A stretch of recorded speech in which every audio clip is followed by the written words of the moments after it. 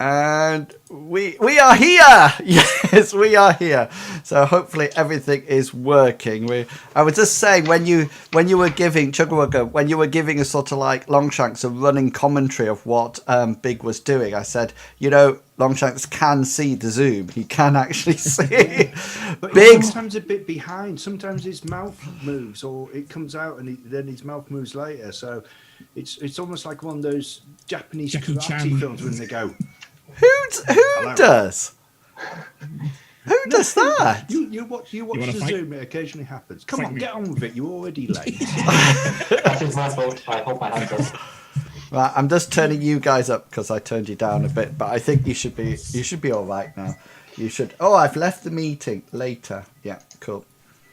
Excellent. Okay then, welcome to the second... Turn your phones off. So welcome to the second ever episode of RuneQuest, or Mithras, as we call it. RuneQuest 6.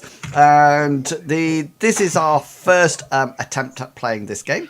We might get to the end of this adventure and think it's the last attempt, but we are battling through.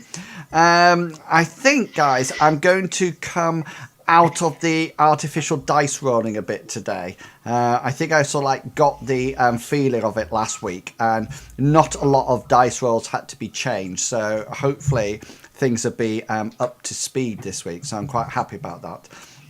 Let me give you a brief... Let me allow the characters first, or the players, to introduce their characters, who they are playing, and what their characters are like.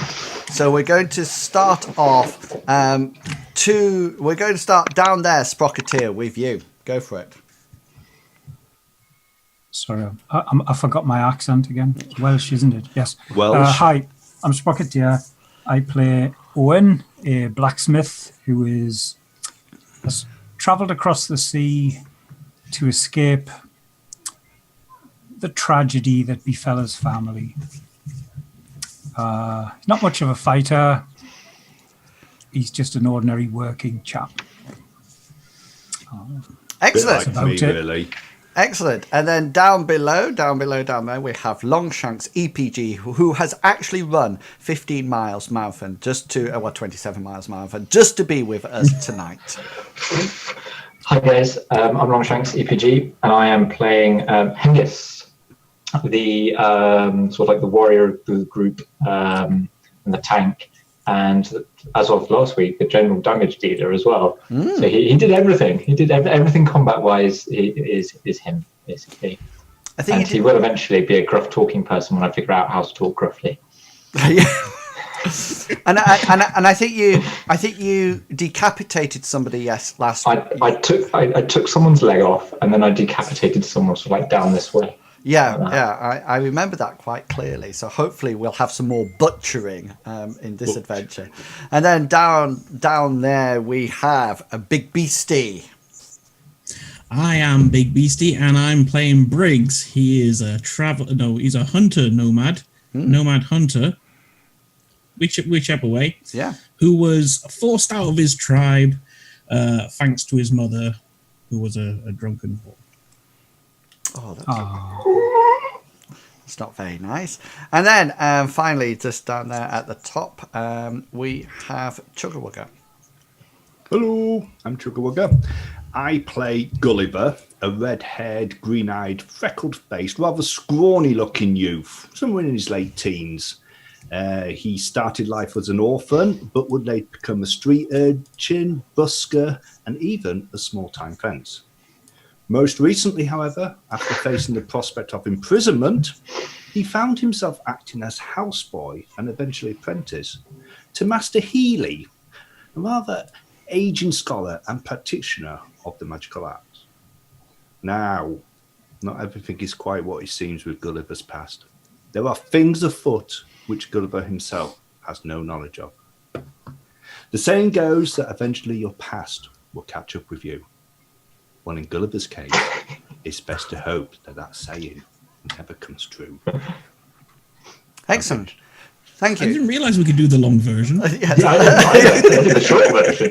There was the no edited mention. one. I had to do a short version. He mentioned it last time. There was no mention of it this time. I think next It week. wasn't. We've started late. Do a short version. Next week it's the limerick, isn't it? I always think next week is the ballad or the musical episode. it's something like that. The rapping. I think it's going to be rapping. This time. Yeah, I like a good rap. No, it was rapping last time with. It was rapping last time with BJ. BJ. All right. Yeah. Well, you can do it That with was Gulliver as well. I'm waiting for you to use the word Gulliver and travels next to each other in the same sentence. I can't wait for that. That would be so stereotypical. Yeah, that. but how many times you can actually fit it into the introduction? I think that would be quite clever. Okay, so let me give you a brief synopsis of what's actually happened, the story so far. So Owen, Gulliver, Briggs, and Hengist have agreed, quite falsely in some cases, to be the protector of a captain of a ship, the Wavecrest, that is heading towards a new life and a new town in a coastal town of Lindo. And they were heading on their way, and they were quite happy for this journey. And after a brief period of time of sailing across the open sea, the captain told them that they were actually going to head towards an island of Von Kays, which caused many of the sailors on board the ship to shudder with fright and to actually get quite aggressive and even turn mutinous against the captain.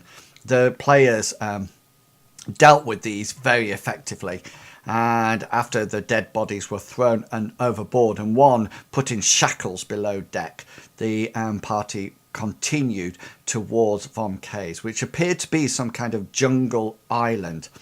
After quite a long rowing session, which shouldn't have taken that long, but it ended up that there was oars and everywhere all over the place due to the party not being the best boating skills around. They actually managed to land on a sandy beach on the island, and following what appeared to be a rough trail, they headed on inland, and they got harassed, is probably the right word, with twigs and leaves. And after several hours of traipsing through the jungle, they were exhausted and fatigued, and they settled down to make camp. During the camp, they suddenly realised that Captain, I forgot his name. Seatide. Yeah, thank you. Captain Seatide seemed to be a lot tireder than the rest of them, and even adopted the fetal position. And throughout the night, Gulliver saw painted men, almost like savages with painted faces, watching in on the camp. The next morning, things did not look good for Captain Seatide, and so the party put him on Hengist's shield and continued to drag him through the jungle in search of the forbidden temple that is rumoured to be situated on the isle.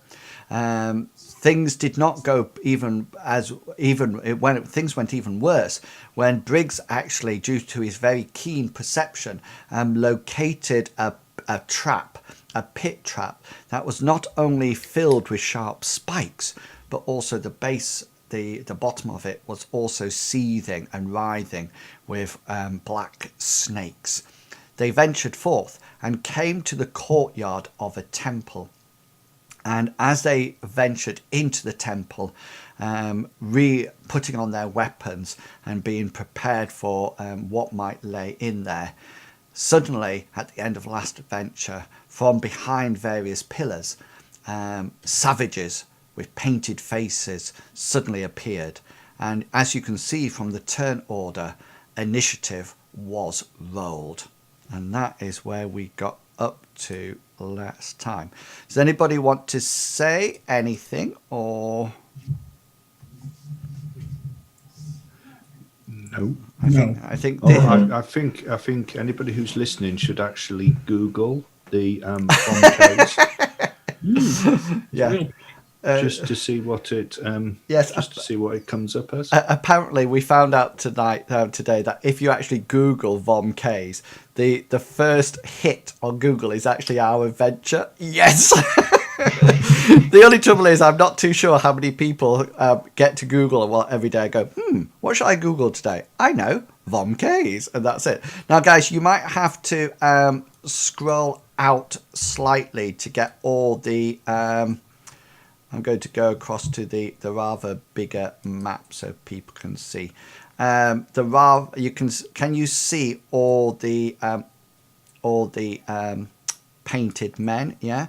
So you should be able to. My token's not active. I can't click on it.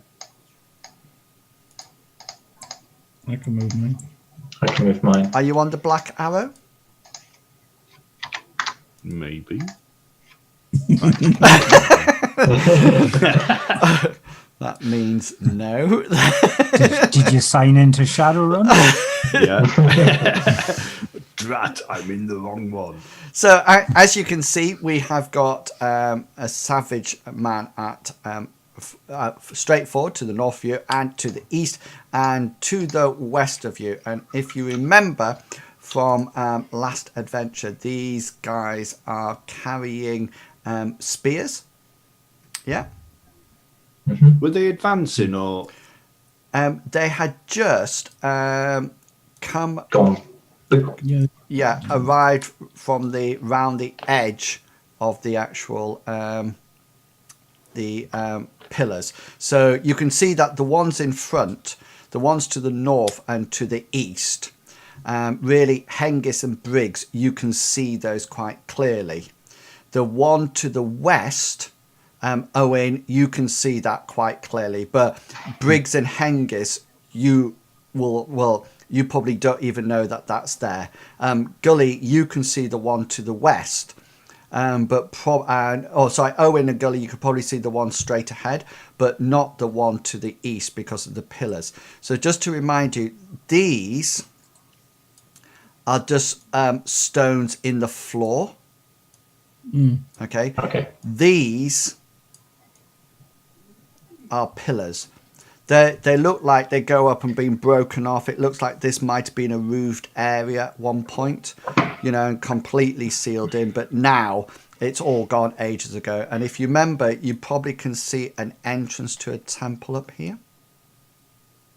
Can you see that? Yeah. Excellent. So this is turn 1. So remember, you should have your action points in your characters. So if I click on a character, I think it's in one of them. It doesn't matter which one they're in. So I can see that Owen has 2. Briggs, you have 2 as well. Hengist, which one have they got them in? Have they got them in blue? Or... I've got mine in. Briggs has got them in both of them. Yes, one's the luck points. Oh, one's luck points. Okay then. And put the action points in red. Yeah, action points in red, right? Just so we know. Action points in red. Cool. I will change that. Yeah. Luck points in blue. In blue. Yeah. And then leave the middle one because that's where magic points go in. Because people, Gully has magic points, so the green one is magic points. So if you ever, because you guys can pick up magic anytime you want if you get the suitable training, and that's where your magic points would go into. Okay, so remember, this is just a brief recap. So we're on combat 1, turn 1 at the moment. So we'll go through the round. So everybody can have a go at with their action points. At the end, once we get right way to the bottom, the painted men have taken their actions. Then I will say to you who's got action points left, and then we'll go and do another round. Oh, Longshanks, are you on fire again? No, that's somebody reversing by the court. I will close my window. What? I thought you were on fire. I thought that was it. And then we keep going through the rounds. until the everybody has used their action points. I was looking at a RuneQuest forum, and what we need to decide about something, guys. In D&D, these would just go through normally. We'll never change them. And that's what the rules state. People play a variety of rules in Mythos and RuneQuest 6. Some people do them like that. They just roll them for the first time and then they keep them. I'm quite keen on changing them every combat turn. And I think it adds a bit of spice to it. And the Shadowrun style that we play on Tuesdays, where we change every so often, is good. Yeah. Excellent. So remember, you've got a list of possible actions. I sent you the link to that. Remember, movement is an action. So that will take up a proactive action point. So we're on combat 1, round 1. Round 1. So here we go. This is, let me just add. Is that the right way round? Have I got it round the right way? What? I always get my rounds and turns mixed up. Combat turn is the 5 seconds. All right. So combat round is The smaller ones. I think. No, it's round the other way. It's round the other way to D&D. Right. It's that way round. Yeah. Yeah. Because it's turns to reload your bullets, isn't it? And that's why it's quicker. Turns, yes. Yeah. All right. So we're on round 1, combat turn 1. And Gully, you are up on 22. Gulliver's going to reach into his tunic and pull out a very small metal disc. Whilst he's doing that, he's going to say, "Briggs, painted men! I told you, Briggs, painted men!" Right. So that's actually. Are you doing anything else? Draw weapon. No, that would be my thing for the round because it's okay. Then class it as a draw weapon. So therefore, you're readying a weapon. And so that would be your action, and then you've also used up your free action which is my 5 seconds worth of to actually talk. Excellent. Okay, Hengist, you are up next. Hengist isn't going to say anything, but he's going to slowly draw his longsword, and that's his action for the turn. Okay, so that means you will lose that action, that proactive point. Yeah. Okay, Owen, you're up. Right. Owen's just got his gear back from Hengist because we swapped places at the end of last session. He's going to ready his spear for throwing. Okay, cool. So that's one proaction point gone. Okay, Briggs, you're up next. Briggs already has his sword out, doesn't he? Because if I remember rightly, he checked the trap with it. Yeah. Yes. Good. He's just gonna stand guard, and hopefully they're not gonna come running in on him. Okay. So he's just gonna stand. Okay, so is he going to delay his action, or is he just going to? Yeah, sorry. Yeah, he's gonna delay his reaction, and if they chuck a spear, then he may react and dodge. Okay, so it appears that on 11, these little savage men start to react, and the first thing that they do is that they use their first action point on this round to actually start to run, and they can actually run. So this guy runs to here. 1, 2, 3, 4, 5, 6. This guy runs to here. 1, 2, 3, 4. So this guy gets to here. So these are that's their one action point done for this this combat turn. So we're now on to, guys, combat turn 2. So, Gully, do you have any action points left? I do indeed.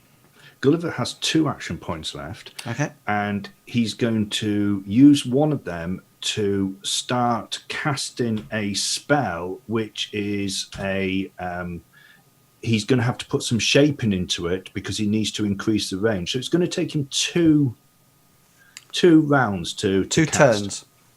Yes. Yeah, 2 turns. Yeah. So Okay. it will come off on these at the end of his next one. Okay. So at the moment he's holding the disc out, Yeah. and you can hear him.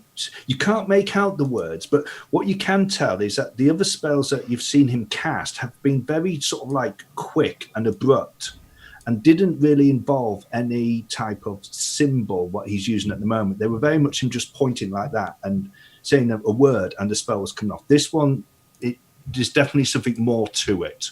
Okay, so it's obviously putting in more energy or more power. Yeah, And but he seems to be focusing it through this disc. Okay, then. The disc is sort of like a weird shape. I'll show you what it looks like. It looks a bit like that. I don't know whether or not you can see that. Can you see that on the screen? Hang on. Thanks. Hang on. Let's... What you hold... Down a bit. Yeah. Okay, I can show them in the game if you wish. Yeah, you can do if you want. Yeah. So it looks a bit like that. Now, the only difference is that little dot in the middle isn't there. Okay, cool. That little metal bit, because otherwise it would have to be sort of like floating in. But that's not there. Anyway, Okay. so you can't make out what he's saying, but there's definitely something going on. Okay, so brilliant. So he's casting spell. Excellent. So Hengist, do you still have action points left? Hengist does. Hengist has 2. Excellent. Hengist is going to use, first of all, he's going to use his free action and go, Briggs, you take this one. I'll take the one to the next one. And he's going to ready to defend himself from the one that he can see coming into his right. Okay, yeah. Get ready. So yeah, he's going to get ready to make a defensive action if he gets attacked. So you're going to delay your action, so when he gets there, you can hit him. Yeah. Basically, yeah. Yeah. Cool. That's my 1 action point done. Excellent. Owen. Owen will throw his spear Cool. at the little chap. What did Gilly do? Let me have a look. Yes, I'll chuck it backwards. Bang, is that? Oh, is that damage I've just rolled? That's there? damage. You just want to roll your combat style, whatever Oh, your of course, combat yes, sorry. style There we go. is. Okay, so that clatters to the ground. Guys, remember last week we played something wrong, and people in the forum corrected me. You do your combat roll, and then, or I do my combat roll, and you don't need to decide what to do until you know whether or not it's hit or not. So, for example, I would have tried to evade that spear thrown at me, but can you see it's missed? So I don't need to make a roll or anything. I can just... So you need to use an action. Correct. I can just sort of like carry on. So that's the same for all of you. So if you've still got... If somebody tries to hit you and misses, then you don't need to evade. You don't need to parry if you don't want to. If you do decide to parry and you are successful, then you can damage their weapon and maybe break it, etc. Okay, Briggs, you are up. Okay, so as the painted man face thing comes running down at Briggs, this is where he's readied his action, and he's taken a swing with his sword. Yeah, cool. So just roll your combat style. Combat style. Not huntsman. Yeah, it'd be at the end of Huntsman. You give a Okay. percentage number, and then there'll be a little dice just after it. But isn't that the bow, or it doesn't? No, it does It it all. doesn't matter. It's for everything. Okay, so you needed 55 or below, and you rolled 64. So you sweep at this guy, and obviously you mistimed his run. And as he runs towards you, you sweep, but it's a little bit too early. And so he actually steps in, and it's his turn now to make his attack. Now, Briggs, I think I'm right in thinking now you've got no action points left. Oh, would delaying your action take an action? Yes. And if we go through a round and you don't do anything, it's classed as a dither, and so you just waste that action point. So wherever we go through a round, you actually use up an action point. Everything gets used up. Okay, so this is so what you can't do, what it's preventing you doing, is saving all your action points to later on in the round and going and killing everything really quick. Okay, so this is their well. Right, so he jabs his spear at you. He sort of like jabs it towards you, but he actually misses you altogether. You sort of like move slightly to one side as his spear comes right towards your left-hand side. Okay, so this is now combat turn 3 for anybody who has still got... these other people move. Sorry, I didn't move the other... you haven't done them yet. Thank you, yeah. 1, 2, 3, 4. 1, 2, 3. Right. Hengist, you've got your delayed action to go against this guy. Cool. I want to make a quick counter-attack with that delayed action. And it's like, as soon as he comes within reach of my blade, I want to make an attack at him. Yeah, if that's possible. Cool. Yeah. Roll your combat start. Oh, yes. Yeah. That actually hits. Now, because he's only got 2 action points and he's used them both up on movement, he can't do anything. So that will be a hit. So what you need to do now, remember, you need... Oh, now hang on. I need to make sure. So you got a hit. Yeah. And because I'm not parrying on anything, that's automatically... classed as a failure. I think it's classed as a fumble, actually. Yeah. Oh, yeah. Then I need to roll area damage. I need to roll area I'm hitting before I roll damage, isn't it? Yeah. Yeah. So area of damage first. So that's a 1d20. I got 4. So that's his left leg. Left leg. Yeah. Tell me how much damage. And then I roll my weapon damage. 6. Okay, so you do 6 points damage in his... Left leg. Left leg. Okay, then. Now, that is actually going to... you obviously have a thing about legs. Because that's actually going to take his leg off.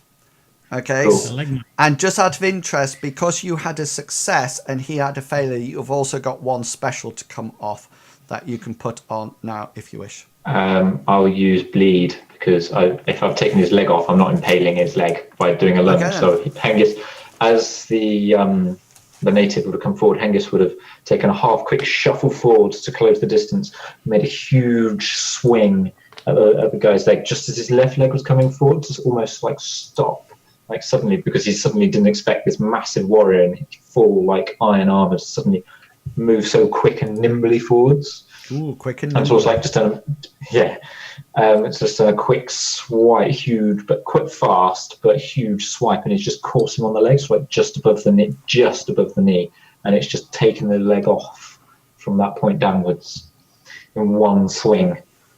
Excellent. So now that's a bleed now. So he's rolled his endurance, okay, and what was your actual? What was your actual attack roll? 23. Yeah, okay. Then. So he will now start to lose 1 level of fatigue every round from now on. Okay. So this is going into round 3 now. So we're coming into round 3. And Gully, do you still have points left? I do indeed. Gully does. He's finishing off his spell that he's been casting for the last 2 rounds. And as he's been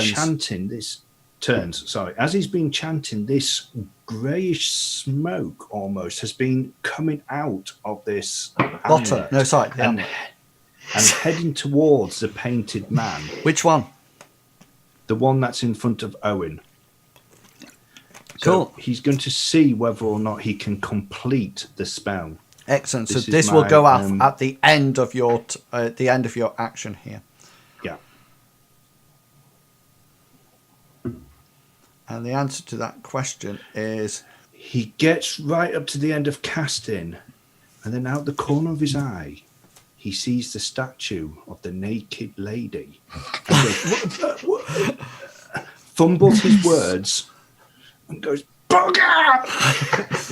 and the smoke just sort of like dissipates to nothing. He might have been confused by the naked lady, or he might have been confused by the sudden screech of the painted man as Hengist chops his leg off quite effectively. Okay, Hengist, do you have any action points left?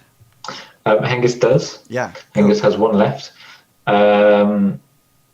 Hengist is going to use this action to finish off the bloke on the ground. Okay, go for it.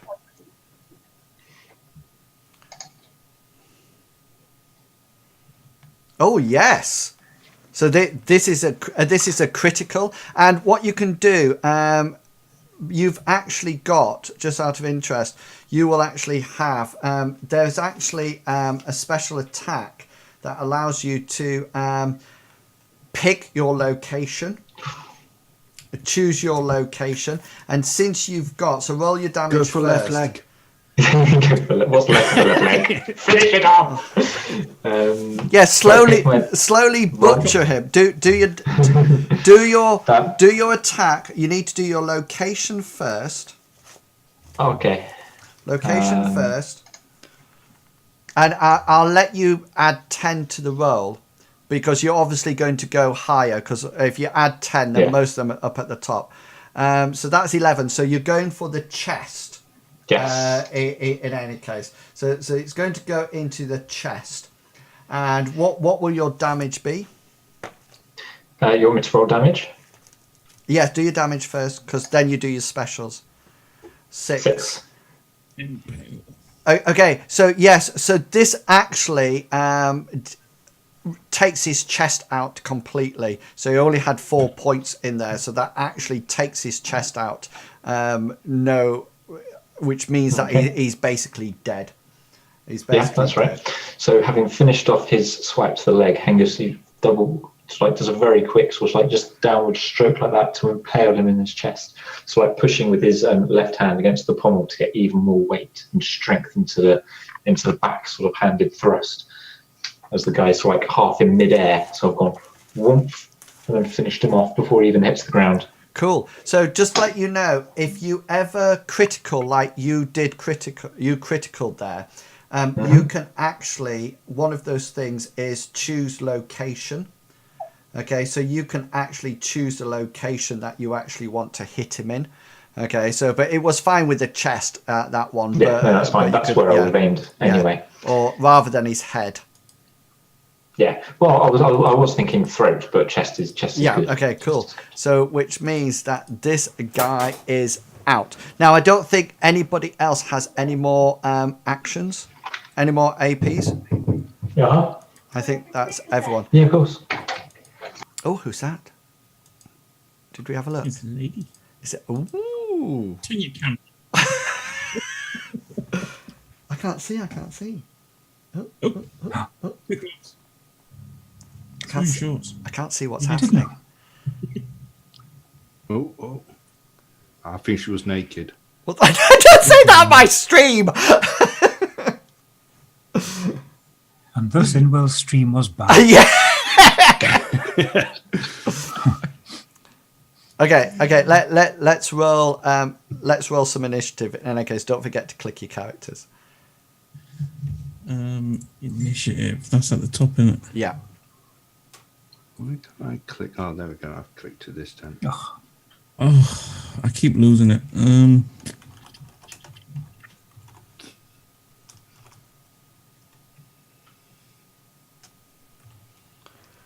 There he is.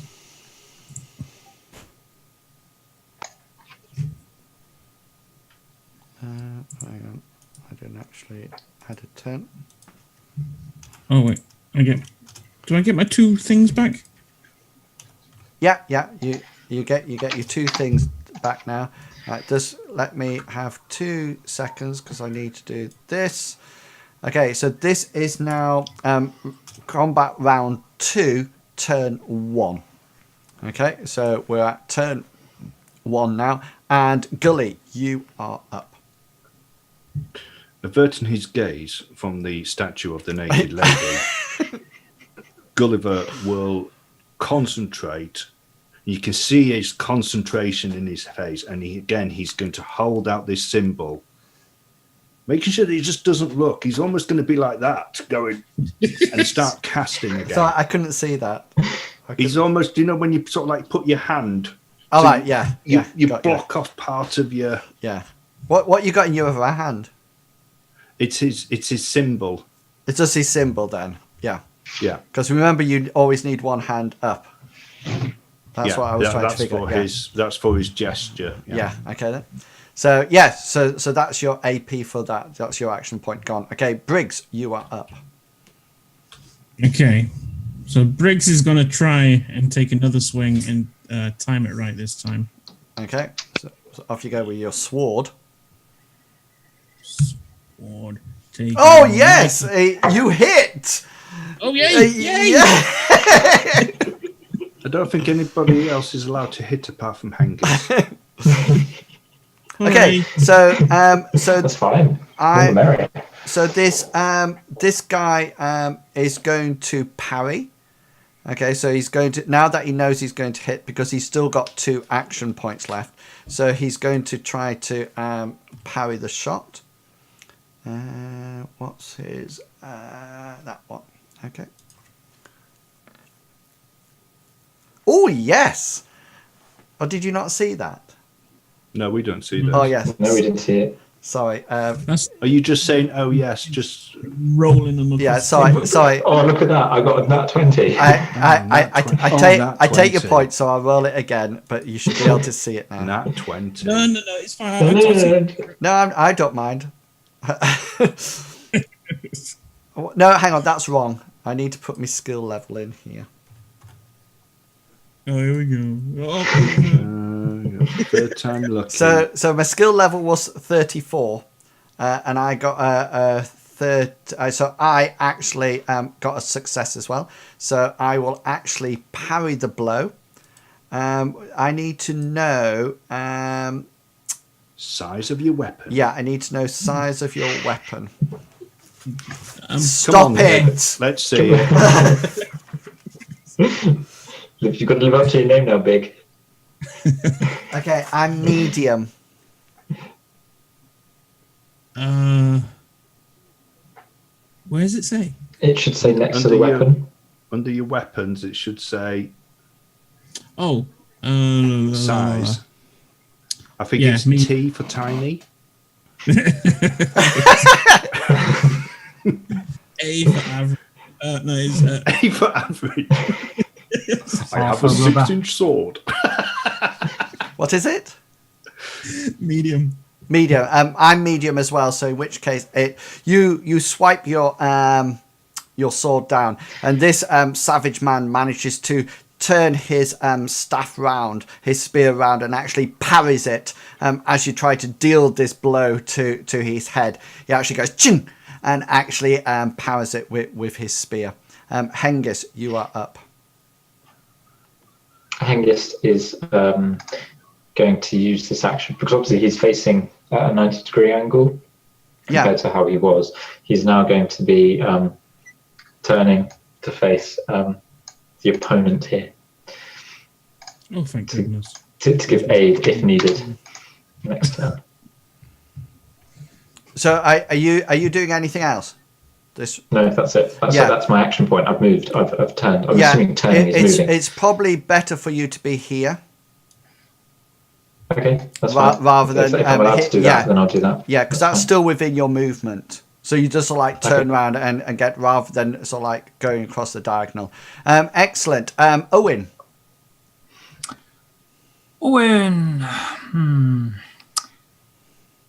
Owen's going to draw his short sword. Throw it. Draw it. I thought you said throw it. I thought you were going making fun of my bad accent, are you, boy? So therefore, that's readying your action. So that's your action point as it comes out. Yep. Okay, so it's my turn to fight back now. So this is my attack at you, Briggs. Okay, so my skill level is this. So this is my attack at you. So a dice roll 60. So I actually miss you. So he sort of like jabs his, after the parry's gone off, he sort of like turns it round to try to side swipe you with his spear, but misses you altogether. So can you see now you don't need to take up an action point to actually parry or anything. And then Owen, this is his attack at you. So his dice roll is 3. So he actually will hit you. So do you wish to parry? I will parry with my shield. Okay. Shield. Go for it. So just roll your combat as usual. Yeah. Okay, so my weapon is medium and yours... The shield is large, I think. Yeah, so that's fine. You actually, he sort of like whacks you and you manage to get your shield across and you just feel the spear sort of like hit and then get deflected off your large shield as it chunks off it. Okay, excellent. So we're now going on to combat round 2. Does that use my other action point? Yes, yeah. Yeah, so I've got none left now. So Gully, you're up.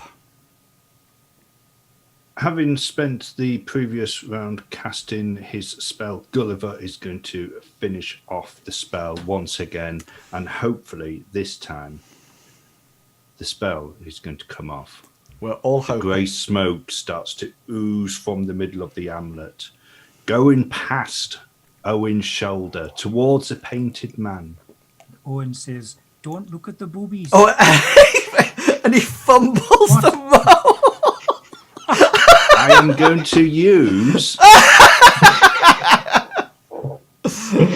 a luck point. Okay, then. In what to do? Re-roll. To reroll. Owen, remember you could use a luck point to gain an action point. Yeah. So if he attacked and hit you, then you can go. Yeah. Well, to redo the roll. Yeah, go for it. Yes, Gulliver manages to pull the spell back. the gods are with you. The smoke goes past Owen towards a painted man. And then it almost wraps around his right arm. And as the smoke wraps around his right arm, it starts to pulse with almost like electricity. 4 points. It's got a laptop. Right. He's actually got 4 points there. So he takes like a serious wound there. Is he right-handed? Right. Okay then. Right. Roll a d6 and decide whether or not. Oh yes, right. Yes, he's going to be right-handed. Yeah. Yeah. He would have probably been killed as a devil worshipper if he was left-handed. So therefore he probably drops his spear.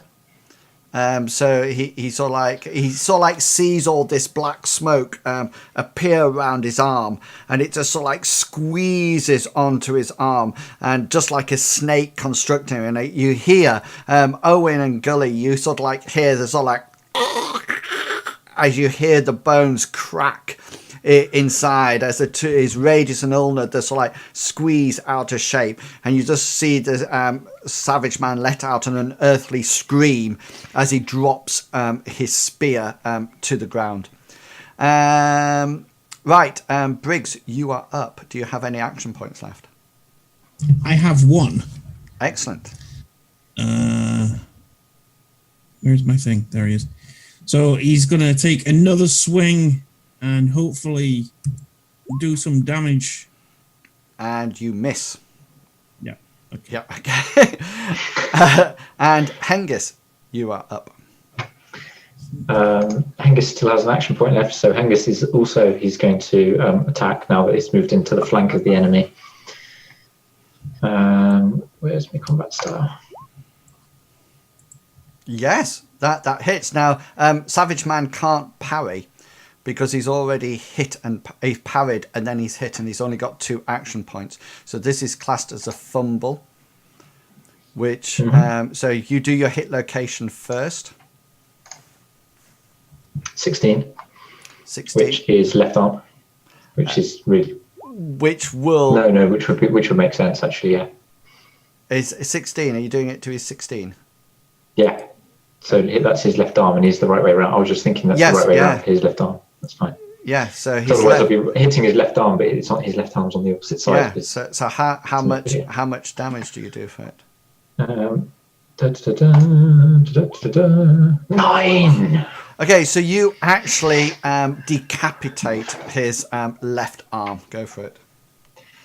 So yeah, sort of like Hengist was like, after as soon as he's finished off the other one, he had glances up, see Briggs in sort of like locked in combat with this other native, pulls his sword out, moves around, and does a quick, takes another step, like another 2 steps forwards to get into the left-hand side of his opponent, and does a quick chop down with his long sword against the chap's arm. So it's like halfway up his forearm, like this. So it's just gone whoomph like that and taken it off. Nasty. Angus the Decapitator. Excellent. He's actually failed his endurance roll, which means he'll just continue to. You have 2. You have 2 special effects. I'll use bleed again because I've just described a cutting off rather than an impaling. So I'll use bleed. That's cool. I'm just wondering whether or not there's anything. If you look at your list, there are certain things that you can do in addition to the ones that you've got on your list. So please do keep an eye on those offensive. Is it there? I thought I could only do 2. No. So, for example, because the defender has fumbled, you could do force failure combined with any other special effects which requires an opposed roll to work. So you could actually say, I'll use force failure and bleed so I don't get my endurance roll. And so it would automatically affect. Okay.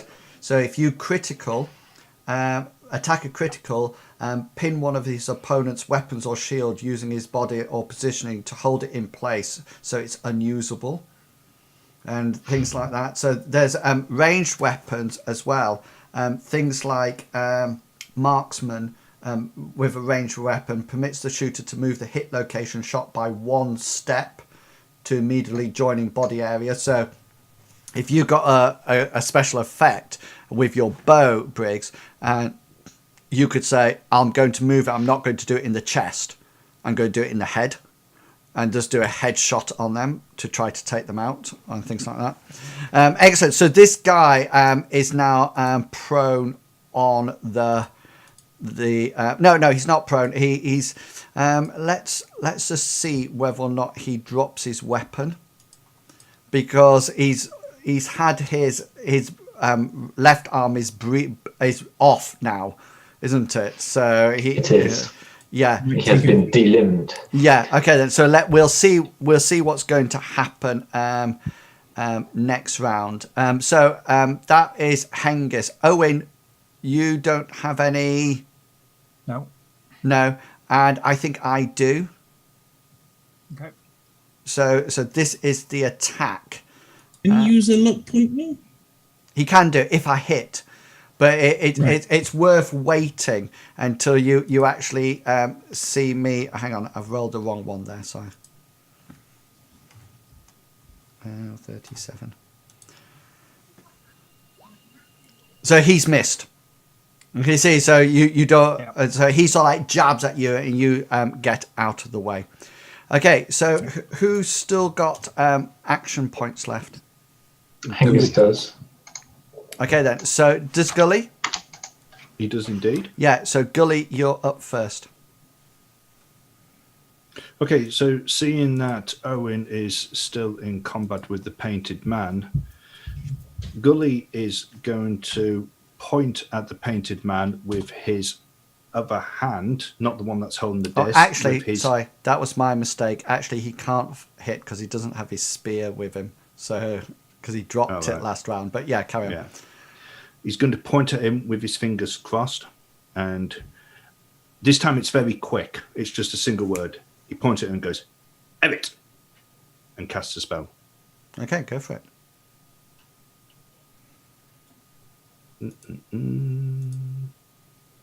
Folk magic. And nothing happens. Nothing happens. Nothing happens at all. Okay, Hengist, I think you've got 1 point left. Hengist does. Hengist is going to sort of like just stand ready to defend. No, make an interrupt action. So if this other guy does an attack against either himself or Briggs, he's going to make a counterattack. If that's all right. Is that doable? Yeah. Say again. Are you So going to delay if your the action? Painted man, yeah, I'm delaying my action. If the painted man makes an offensive action at all, Okay. I'm going to counterattack. If that's okay. Right. Okay then. So that's your initiatives. That's everybody's off for that round. So this is combat round 3, turn 1.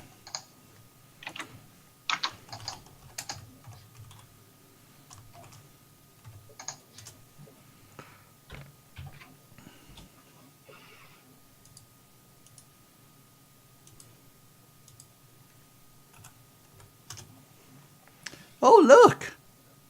I was just waiting for Owen. Oh, Owen. You did. Everybody was in perfect order then. Owen. Right, let's move you up there. So this is combat round. This is round 3. Can't take him anywhere. Turn 1. There you go. Okay. So we're up to the top again. So Gully, you are first. Gulliver, after failing that last spell, is going to draw his knife. Right, that's your ready weapon. 1 action point go. Owen.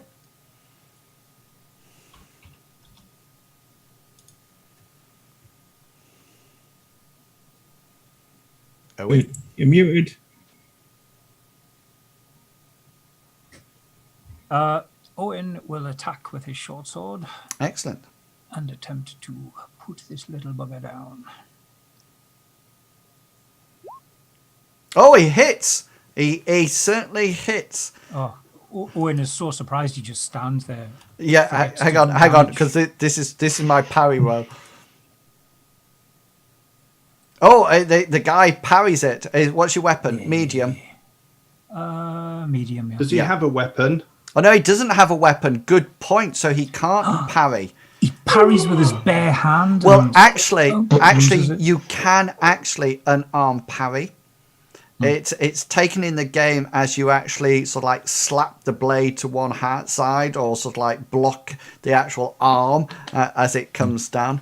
But since he's lost one of his arms, he won't parry. So if you do your hit location and damage, thank you for that, Yep. Chugwugger. Hey, where's the location button gone? I think Just roll a d20. he's just rolled a d20. Just use the basic That's roll. a big omission, isn't it? Yeah. 8. And the damage will be 8. So this is coming to the abdomen. Abdomen. 4 More. to the abdomen. 4. So he's actually got 6 points there, which takes it down to 2. But you actually now got, because you he fumbles because he can't defend against this. So you got a normal success. So you actually get 2 specials that you can do against him.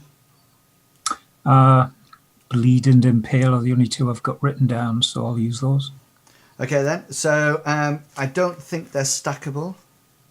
All right. So do you want to do?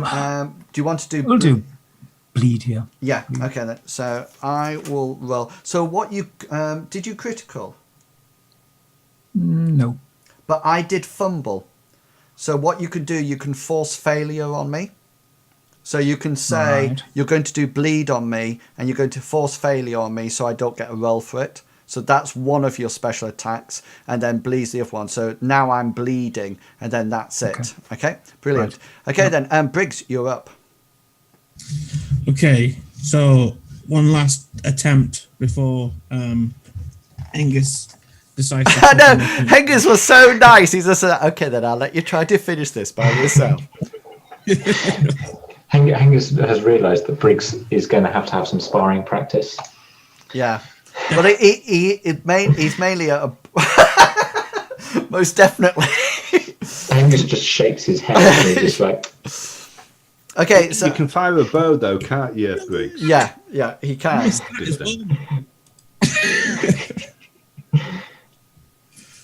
Okay, I missed my parry as well. I was trying to do my parry, so I actually broke your sword. Say again, sorry? He's only got one arm as well, though. Yeah, Yes. it's his, but he's his right-handed. Yeah, so I was planning, and if I'd got one, look, you see, I actually got 38, but I would have started to damage your weapon. Hengist, you're up. Angus, having seen that Briggs has failed to put his foeman down, Angus is just going to finish him off. Angus is going to miss. This is it. Yeah, Angus Hengist does miss. Okay then, this is Painted Men time.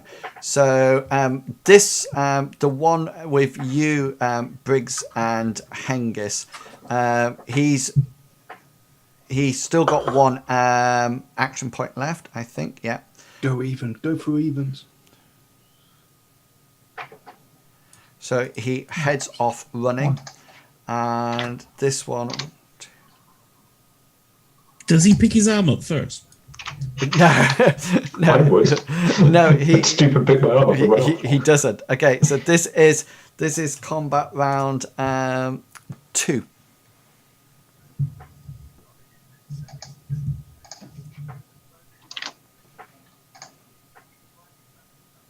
So Gully, you're up. Gully's going to shout to Owen, Owen, he's going after your spear! And start heading round this way and heading off towards a painted man running after him. Is that your movement? Yeah. I can move 6. I can run 17, but You just go do that. it's Okay, Owen, you're up. I am going to check if I'm muted first. You're not. no, you're not. You're all right. I'm not. I can hear you. Sorry. Right. Owen will set off in pursuit as well.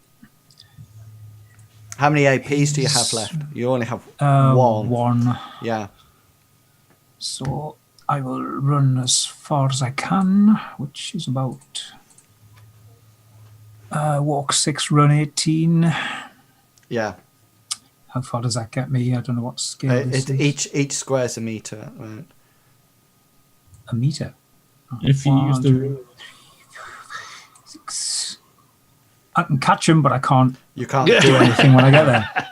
Exactly. So what's happening here in this round is Use that harsh words. he sets off running, and you set off running as well, and Gully's setting off running. So everybody's setting off running at the moment. Okay. Cue the Benny Briggs. Hill music. Yeah, Briggs, you're up.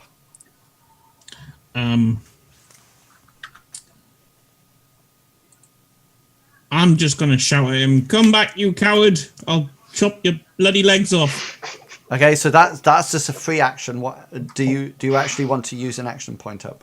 Do you have any left? Yeah, you'll have one, don't you? I do, but I'm not giving chase. So you're going to dither. Yeah, I'm going to dither. Do you know? I had What a visions. pity you don't have a bow or anything. Yeah, do I know? I must admit, Briggs, I had visions of you using this one to ready your bow, to be a free action to drop your sword, okay, and another thing to ready an arrow, and you might have And got then it. a luck point just to finish him off as before he gets to. He'll need a to the few end more of it. because he needs 3 to draw his bow. I thought it was doesn't he? 2 for him. I thought it was 3 for me. Oh yes, it's 2. Yeah, 2 action points. So he would do it at the end of next.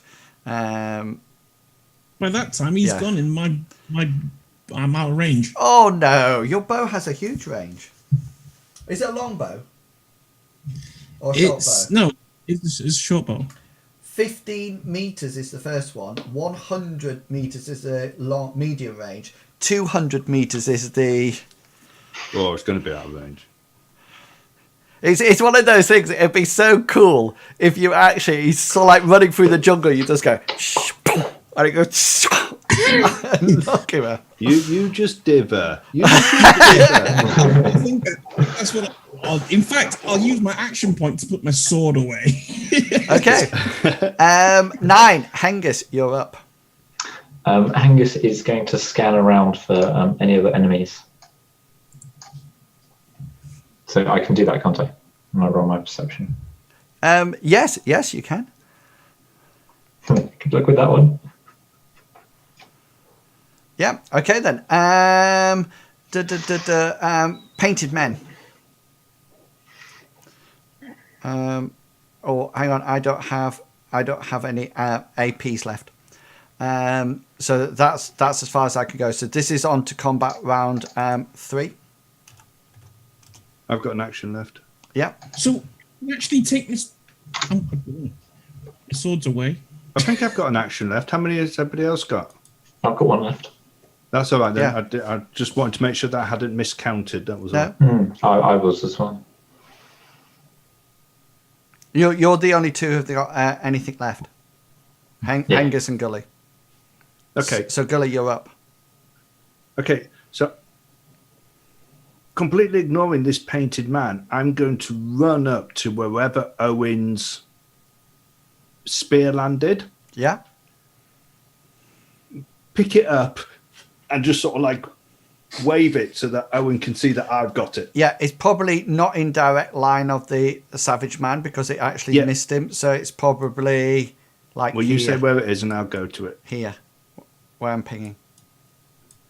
Cool. Right. Okay. So I'll pick it up, and I'll just. So wave that's it. the same as like readying a weapon. Cool. And Hengist. Angus, having just had a quick scan and convincing himself that there's no more enemies, is going to turn, and if there's any like scraps of cloth or anything on this painted man, he's going to use them to clean his sword because it is rather covered at the moment. Okay. His foe man's blood. So we move on to combat round 4.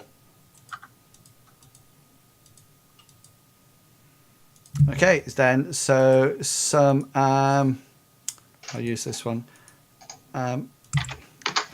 Some initiatives, please.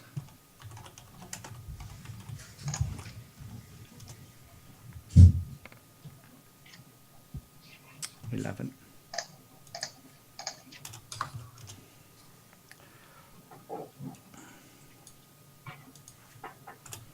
Four. 1.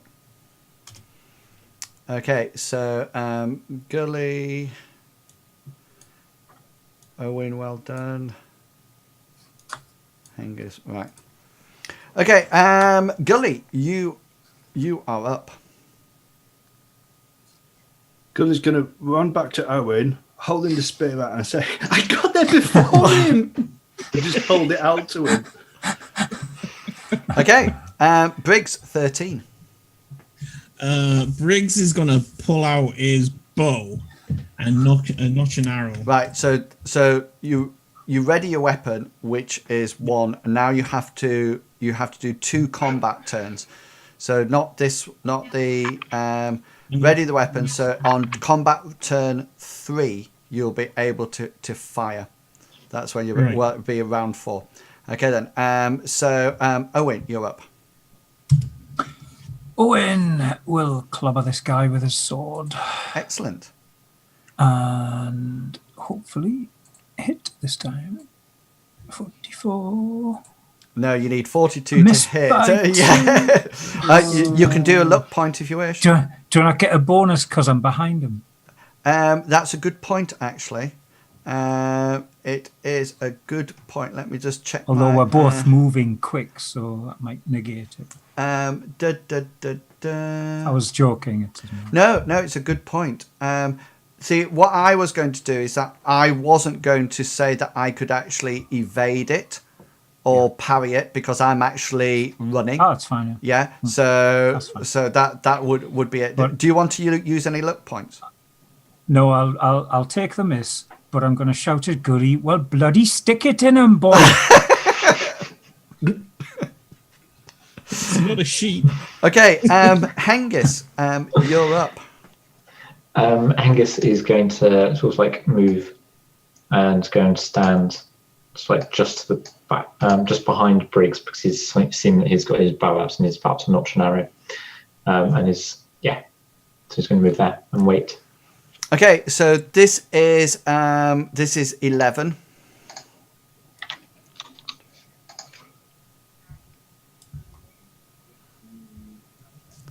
Let me just move this over here. Right, this painted man in front of you, Owen, disappears into the jungle. Yep. He sort of like runs and just sort of like goes into the jungle. He's pretty bleeding, and he sort of like struggles as he goes in because obviously his fatigue level is quite high. You also notice that yours, Briggs, and Hengist is running slower and slower and slower as it heads off, but that's his round up. Okay, so round combat turn 2. Gully, you're up. Has this painted man gone then? Yeah, he's gone into the jungle. Gully, I'll just be holding this spear out to Owen, looking round. He's obviously not going to use it. He has no idea. Apart from that one end's a pointy end and the other one's not. But he's never thrown a spear in his life. Okay then. Briggs, you want to start loading your bow? Yeah. He's Yep. gonna start drawing back. Yeah. And, So you got your arrow in and you pulling it back as we go along. Owen, what would you like to do? I'll run up to the edge of the tree line where the guy disappeared. If he's bleeding badly, there's probably going to be a blood trail. So if I can't see him directly, I'm looking for blood on the grass. Okay. Make either a tracking roll or a perception roll. Oops.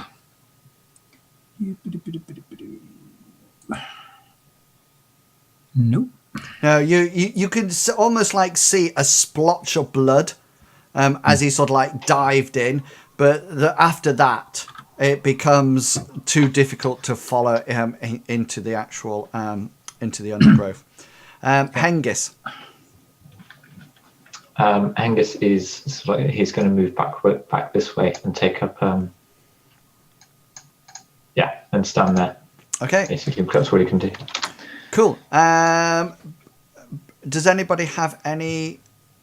This is going into combat round. Oh, this guy, by the way, is going so slow now that he only gets one. This savage ahead of Briggs, he only gets one action point per thing because of his fatigue. So that's as far as he can run for this.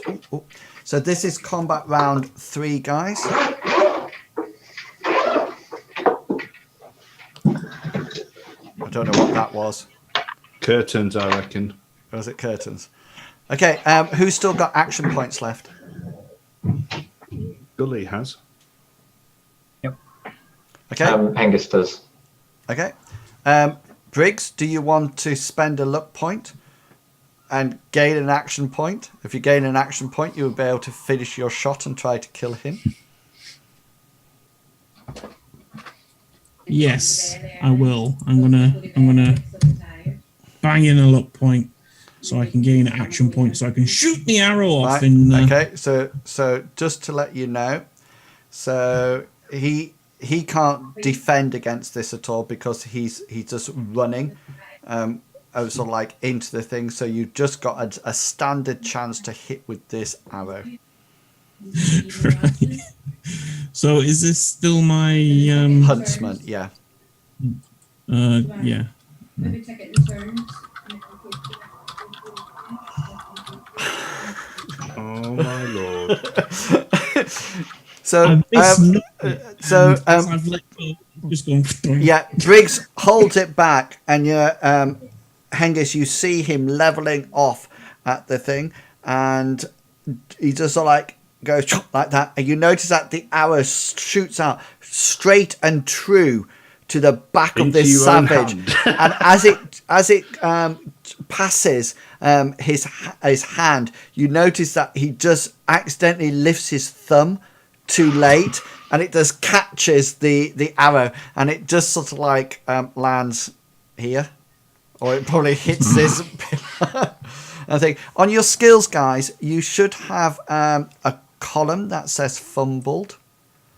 It'll have an exclamation mark. If you ever fumble a roll, make sure you click that box, because it's easier to actually advance it when you get some experience points to do it.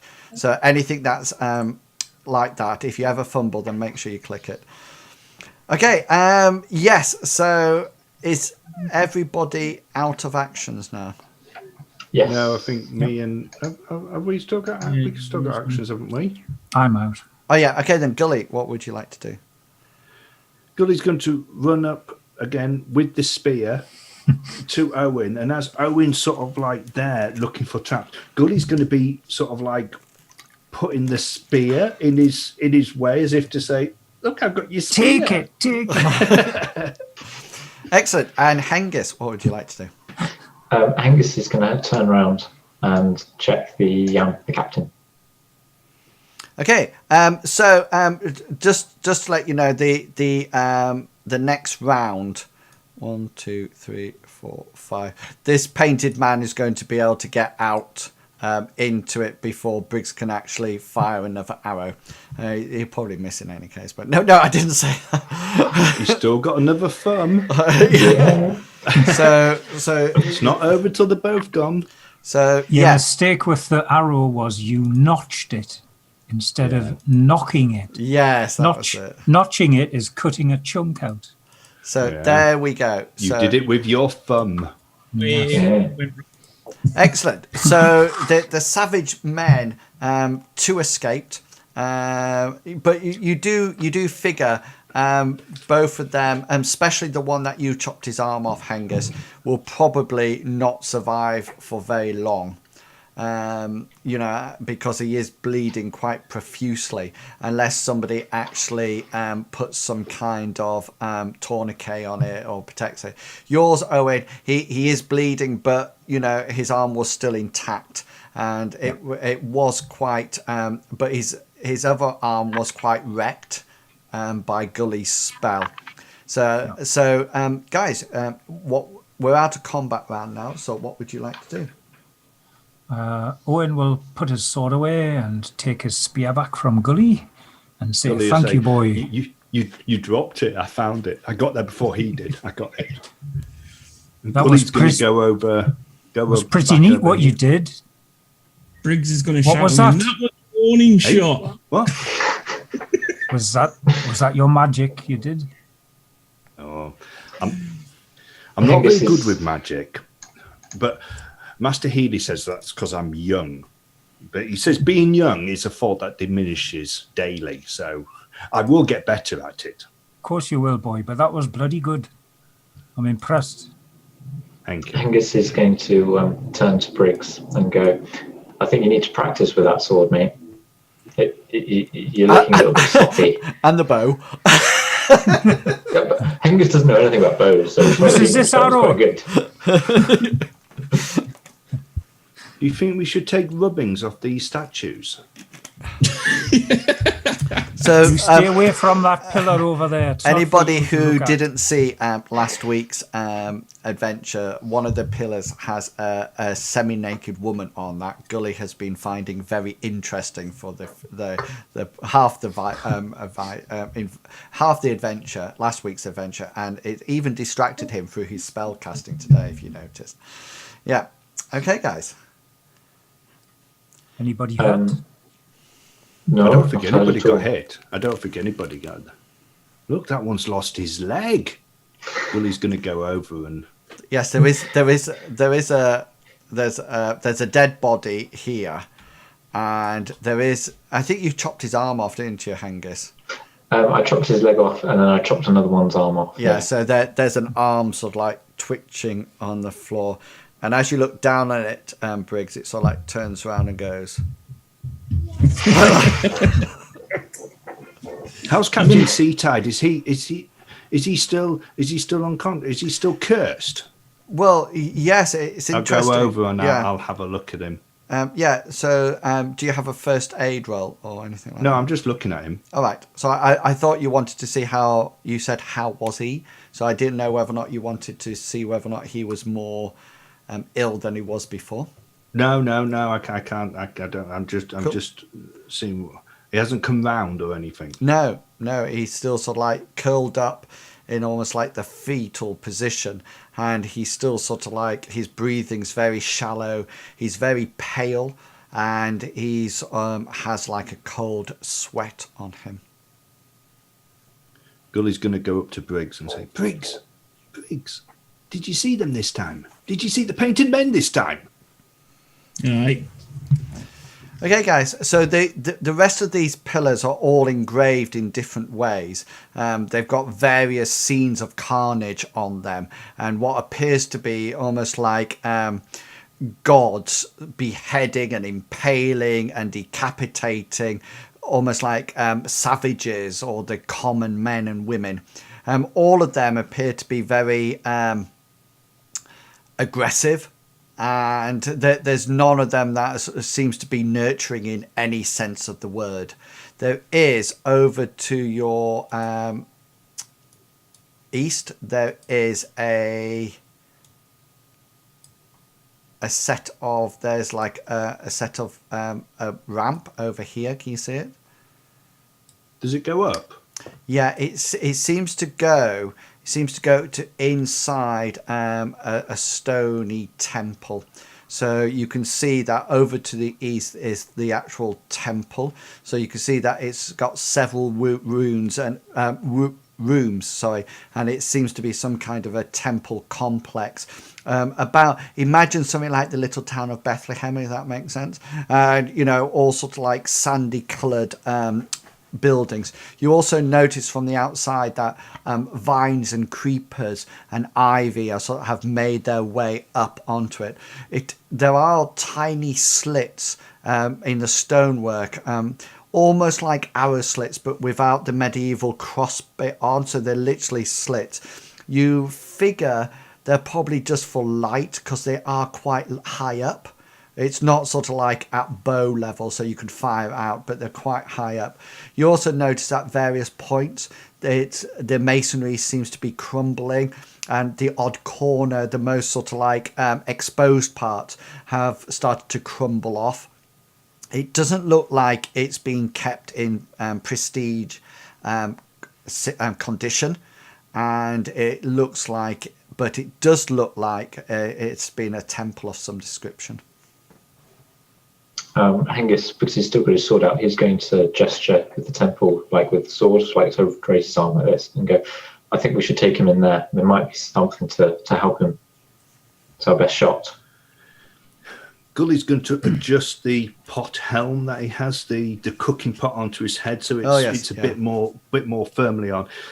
He's going to say, if he's cursed, because he wasn't cursed on the boat, was he? He was all right on the boat, but when we got here, he was all right as well. But then as we got close to this temple, he started to get poorly, and now it's almost like the closer that we get to maybe what's causing the curse, the worse that he's getting.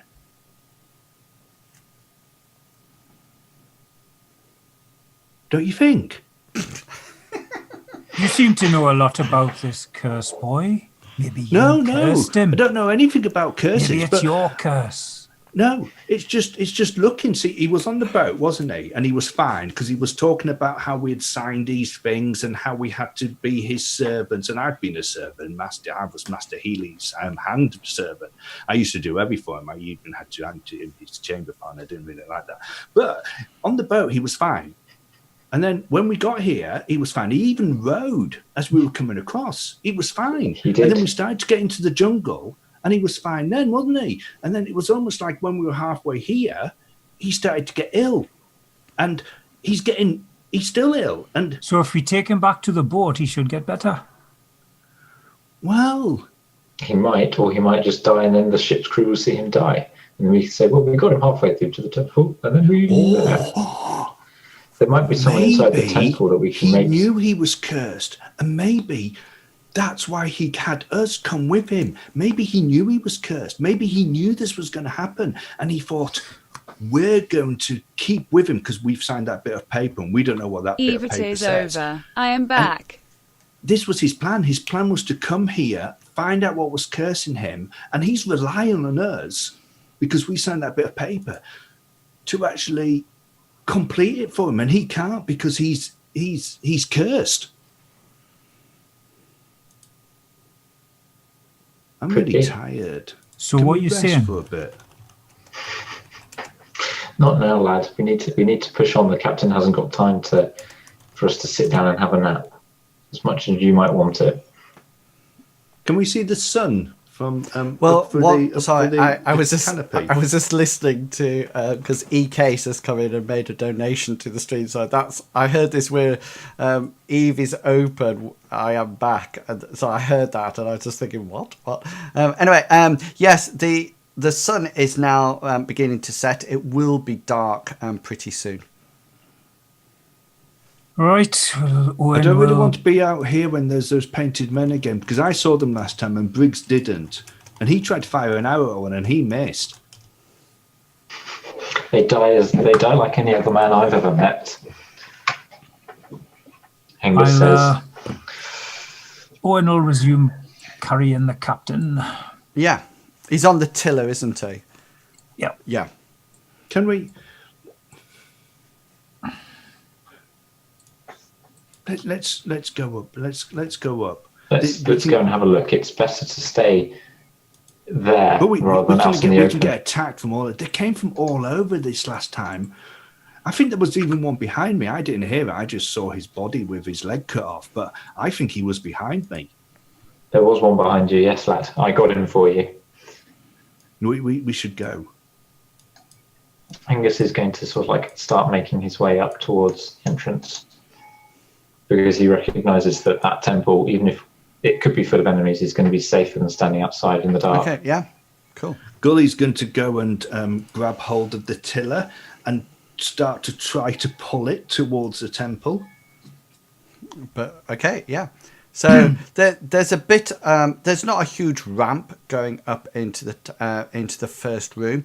It almost like seems to be. It's a wide, almost like processional area that goes for about 2 to 5 meters when it actually opens out into a room. So I've put you just where it opens out, so you can see that there are actually some other exits to the room. So there's sorry, you're in the wrong place. 1 second. You actually Somebody will probably have to help Gully because his brawn is very low. He probably won't even be able to. No, he's there, sort of like trying to pull this. Yeah. Pull this tilt out, and it's just not going anywhere. His feet are sort of like scraping as he desperately tries to pull it forward. Owen's already said he'll drag the captain. Okay, so your first sort of like We'll drag covered them together. room. You notice that round the outside of the room there do appear to be unlit torches that are sort of like propped up in the walls in the normal brackets. They do have the torches still in, but there's no heat radiating from them or anything like that. There's arrow slit windows high up are providing some light at the present moment in time, but you do figure that as the sun sets, this is going to be less and less and less. You can make out the general sort of like layout of the temple. This appears here. I'll just ping some things. this seems to be. I think the best way to describe it is a trough. You can't see to the bottom of it, but it seems to be a big trough that would probably normally hold water. You think? You notice right the way round here on all the walls. There appears to be scenes, almost like embossed on the walls. You can't actually see from where you are what they're like, but you can just see in the fading light that there's definitely some kind of embossing on there. There's some kind of scenario happening on each of the walls. The ground is almost like a sand color, but it seems to be quite compacted. And you notice, just like you can see from the room, from the Roll20 picture, that there seems to be patches of very dark blood splattered all over the place. Some of it seems to be as if something bloody is being dragged. Some of it looks like it's been sprayed. Apart from that, there is no human bodies or bits of bodies from what you can see. I'll just say these are stairs that go up slightly, and then you can see form a corridor, and then there's another set of single stairs going off in the far side. Do they go up or down, the ones on the? Because we came up these stairs, didn't we? Yeah, so these stairs go up. Yeah. And do these stairs go down? So it would almost be like a. Yeah, they go up again. But you figure they probably go into rooms that the floor level's been elevated. Right. So all the other stairs in here go up. Yes. Yeah. Right. Okay. Okay. Are there any footprints in the ground or animal tracks inside here? Yeah, go for it. Make an appropriate roll.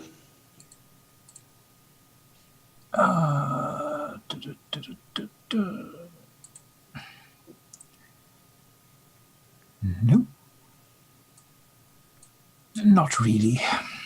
Oh, sorry. It's only just no. The ground's very compacted, so you can't actually see whether or not there's any tracks. All you can see at the moment is the dark red marks that you assume is some kind of blood. Gully's going to go over to Hengist and say, will you give me a hand off in my backpack? Because I've got a tinderbox, flint and steel, and I'll be able to light these torches. We'll be able to light a torch because it's going to be getting dark soon. Angus will first of all put his longsword away, and then help Gully with his backpack. And go, here you go, lad. Thank you. And so he takes it off his back. He'll start rummaging in, and he'll locate his tinderbox. Yeah. His flint and steel anyway, and he shall go to one of the torches. Okay, so up on the wall and see whether or not he can. Sorry, get it down. Right, hang on. Let's do because I just noticed the captain moved. Yeah, I'm intending to drag him over to this And the top black left corner. Okay then. So Gully, your the torch brackets are on these pillars. Yeah, just go to the closest one. So this one. Yeah, cool. And he's going to grab the torch from it. Yeah. Is it high enough up so that he can reach? Oh yes. He's only small. No, it's Hengist is going to do the same thing with this torch here as well. He's going to get his flint and steel out of his backpack. And I'll get the torch down, and then I'll light it with the flint and steel. Yeah. We shouldn't light them all.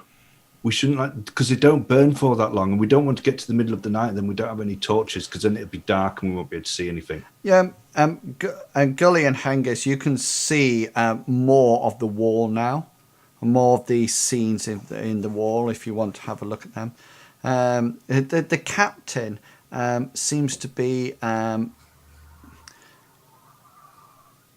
almost like murmuring somewhat. He actually appears to be somewhat coming round. I'll rest him up against the wall here and sit him up and offer him some water. Yeah. Hengist is going to walk over and use the torch and, just hold the torch out for light so that the captain and Owen can see the captain better.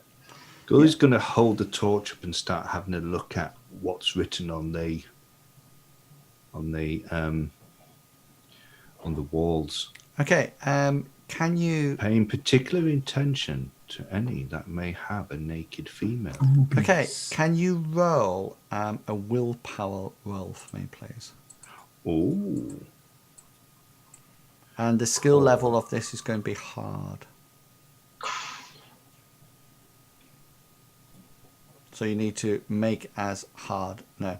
So what exactly is your willpower? My skill, 55. 55. Okay. So, Gully, you are just staring at the wall. There seems to be some kind of ritual slaughter happening in the picture. It's almost like they're dragging what appears to be quite innocent people who you can see other sort of like commoners or people sort of like trying to drag these people back as they're getting dragged by what seem to be many armed women, and they're sort of like and savages, and they're sort of like dragging them away, and that you can almost like hear the screams emanating from the scenario. And there seems to be, as you look along the wall, you suddenly see that they're sort of like tied down, and then it appears that they're yanking their hearts straight from their chests, and they're sort of like almost like forcing their hand in and grabbing it and then sort of like pulling it out. And as you look at it, it almost like comes to life almost, and you're just stood there completely and utterly transfixed by it. And as the torchlight flickers, it gives that eerie shadow over it. Can I actually do anything, or am You can't. You're just. Am I enthralled Yeah. by it? Okay. So the rest of you just see Gully staring at the wall. Oh, he's probably found some more boobies. Angus is going to pass over the torch to Briggs, and then he's going to wander over and sort of like he's going to put his hand on Gully's shoulder and sort of like try and shake him out of it. So come on, boy, we've got work to do. Yeah, he seems. That's enough gawping. He seems incredibly transfixed, and he's almost like, you notice that his hands are sort of like just down by his side, and his face looks quite pale, and you can see his eyes are almost like he's in REM sleep, and they're just sort of like flicking backwards and forwards to different areas of the wall. And he's completely and utterly transfixed. And even when you put your hand on him, you notice that his whole body appears to be almost like rigid and completely fixed in a position. Yeah, Angus is going to move around, being careful not to look at the wall, and sort of like face Gully, so he's blocking the wall, and he's going to give him a clap to the side of the head. So come on, we need to go. Okay, so how hard are you hitting him? I'm not full on punching him. I'm like Playful slap. yeah, yeah, Clip round the ear. that sort of thing. Not trying to hurt him. I'm just trying to get his attention. So Hengist, how hard are you hitting him? Oh, sorry, I asked how hard you're hitting them. I just heard Owen's voice. That's what I heard. Sorry. That's right. Yeah, no, I want to hit him hard enough to get his attention, but not hard enough that I'm actually going to do any lasting damage. Right, so just sort of like a tap. A little bit hard on the tap, but not a full slap, if you know what I mean. Okay then. So you sort of like give him quite a a hefty slap on him. But even though he's sort of like you're in front of him, he seems to be looking at other, so say you're there, he's actually looking over to one side of you or over to the other side of you as he looks. So rather than just sort of like transfixing straight in ahead of you, he's actually looking at the other areas now. Angus is going to sigh and go, "Oh, you stupid boy!" And I'm just going to pick him up, just like a sack of potatoes over my shoulder and carry him. Okay. Do I need to make a roll? You need to make a brawn roll. Brawn is generally sort of like picking up. Yeah, so you. And that was me hoping I missed and dropped him on No, his head. you quite easily pick him up. 38 kilograms. Whereabouts are you taking him to? I'm dumping him with the rest of the group. I'm just gonna stand him in the corner. Next to the captain. After about 30 seconds or so, Gulliver, you sort of like come round from your from being transfixed, but you figure the scenes that you saw on those walls will probably haunt your nightmares for a few nights, because they were absolutely unbelievable, and the way they came to life was somewhat spooky. I think we need to go. I don't like this place. I think we do. Let's move on. So I'm going to take the torch that Gully has still been. Sorry, no, I would have taken the torch. I forgot Gully had a torch actually until just then. I would have taken that off him before I picked him up. Cool. Are we going back to the ship? No, the captain seems to be coming round a little bit. I think we need to go further in. I don't know about anyone else. I don't think we should go further in. There's something bad about this place. Check out both staircases then. And see where they go. That trough in the middle, that's not for cows. Oops. What was it? Painting men come back. I'm tired now. Angus will slap his sword and say, "We'll deal with them like we dealt with the last lot then. If they come back." Are we going to eat before we go? We're going to check that next room, and then we're going to, if it's safe, we'll sit and eat. This place is not good. It's got 3 entrances. It's going to be hard to defend.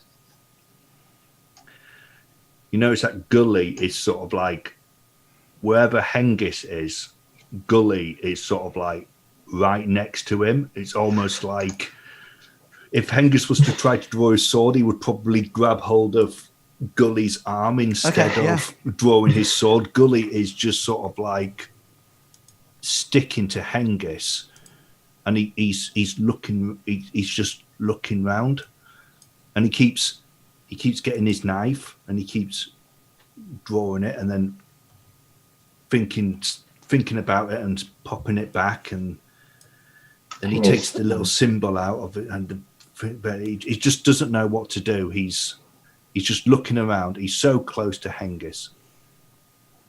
Hengist just goes, "Stick to me close, but not this close." I'm sticking close. I'm right here. And then Hengist is going to advance up to this room. Okay, so and pause in the entrance. Yeah, so the corridor, the steps go up, and then it seems to open up to a wider corridor that goes into quite a big room. Which is actually dominated by one thing and one thing alone, as you can probably see from where I've just put you. In the middle, that's not a naked lady, is it? No. In the middle of the room, there appears to be this huge statue of a rearing elephant.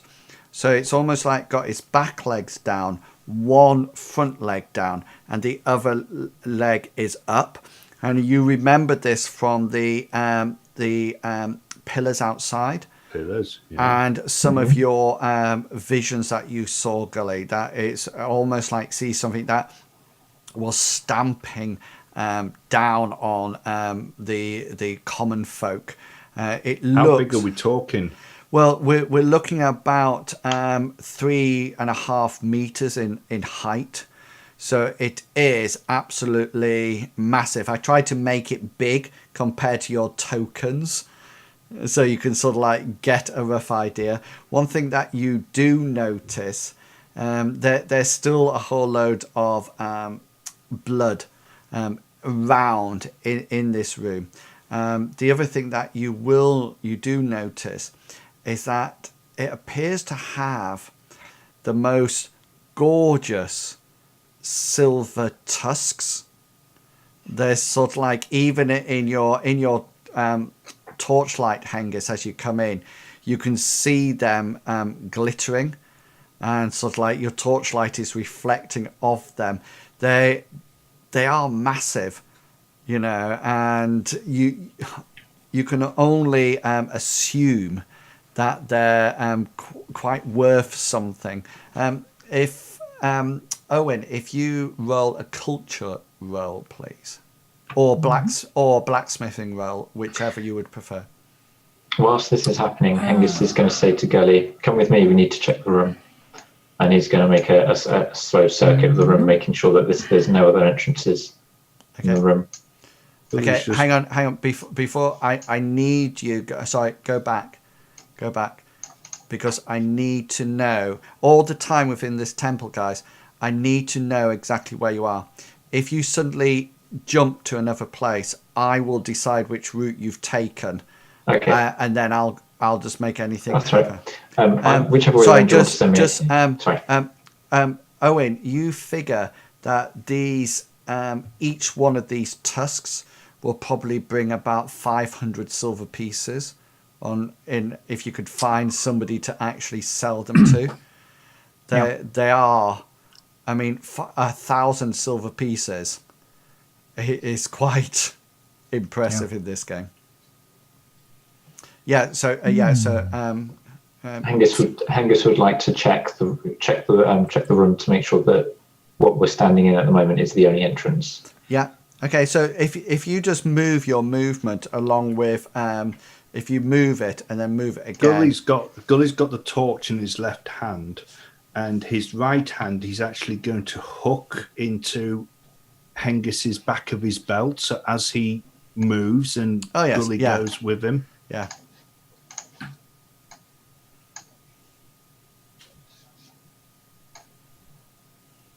Right. Can you just take it that I'm behind him? Yeah. Hengist, when you get there, could you just make a perception roll, please? Dun, dun, dun.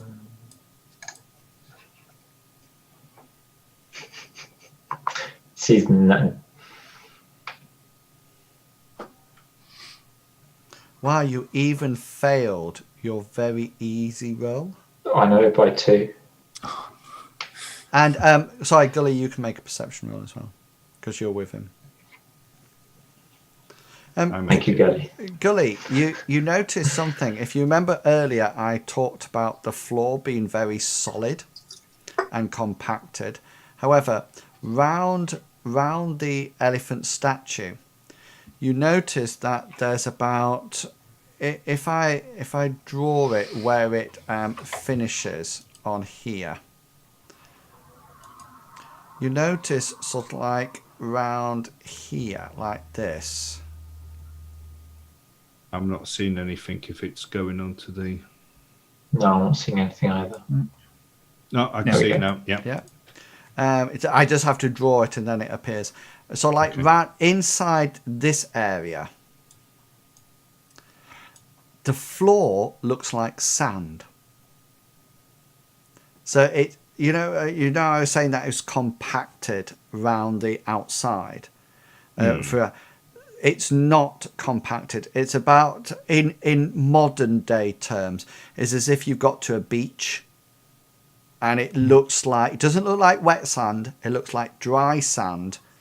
And it seems to be within that area, it just seems to be like sand, but not compacted. You also notice that as you get what the elephant is actually standing on goes back to compacted ground. So there seems to be almost like compacted sand compacted ground again. Gully's going to pull on the back of Hengist's belt, almost as if to get him to stop. And he's going to say, Hengist, the ground looks different as you get closer towards the big statue thing. Hengist will stop and look at the statue and the sand and see what Gully means. We should go back. Yeah, you can see it exactly as described, and the rest of you guys, who are looking at the doorway, you can see this now as well. Okay, and then he's going to say, "Come on, we need to check the rest of this room." No, I'm going back. That's right then. We should come back as well. There's not going to be anything else in here. It's just a big statue with shiny tusks. Can from where Hengist is, can he see the rest of the room, or will he have to finish his circuit? You can see that there's no. This looks like a closed room. Okay, so it's an Gully's empty going to room. start retracing his steps, just trying to stand exactly where he stood Hengist coming. will turn and follow.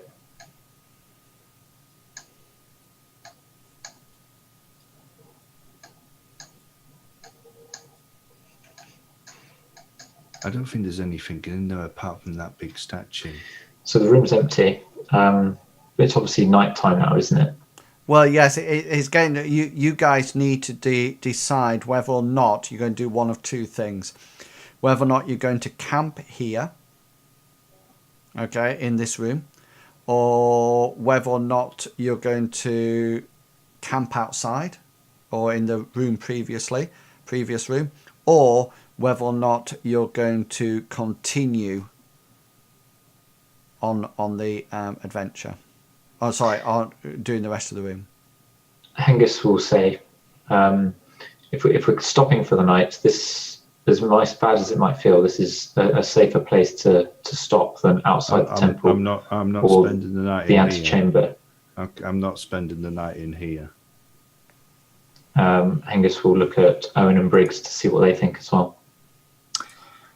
Well, one door means it's easily defendable.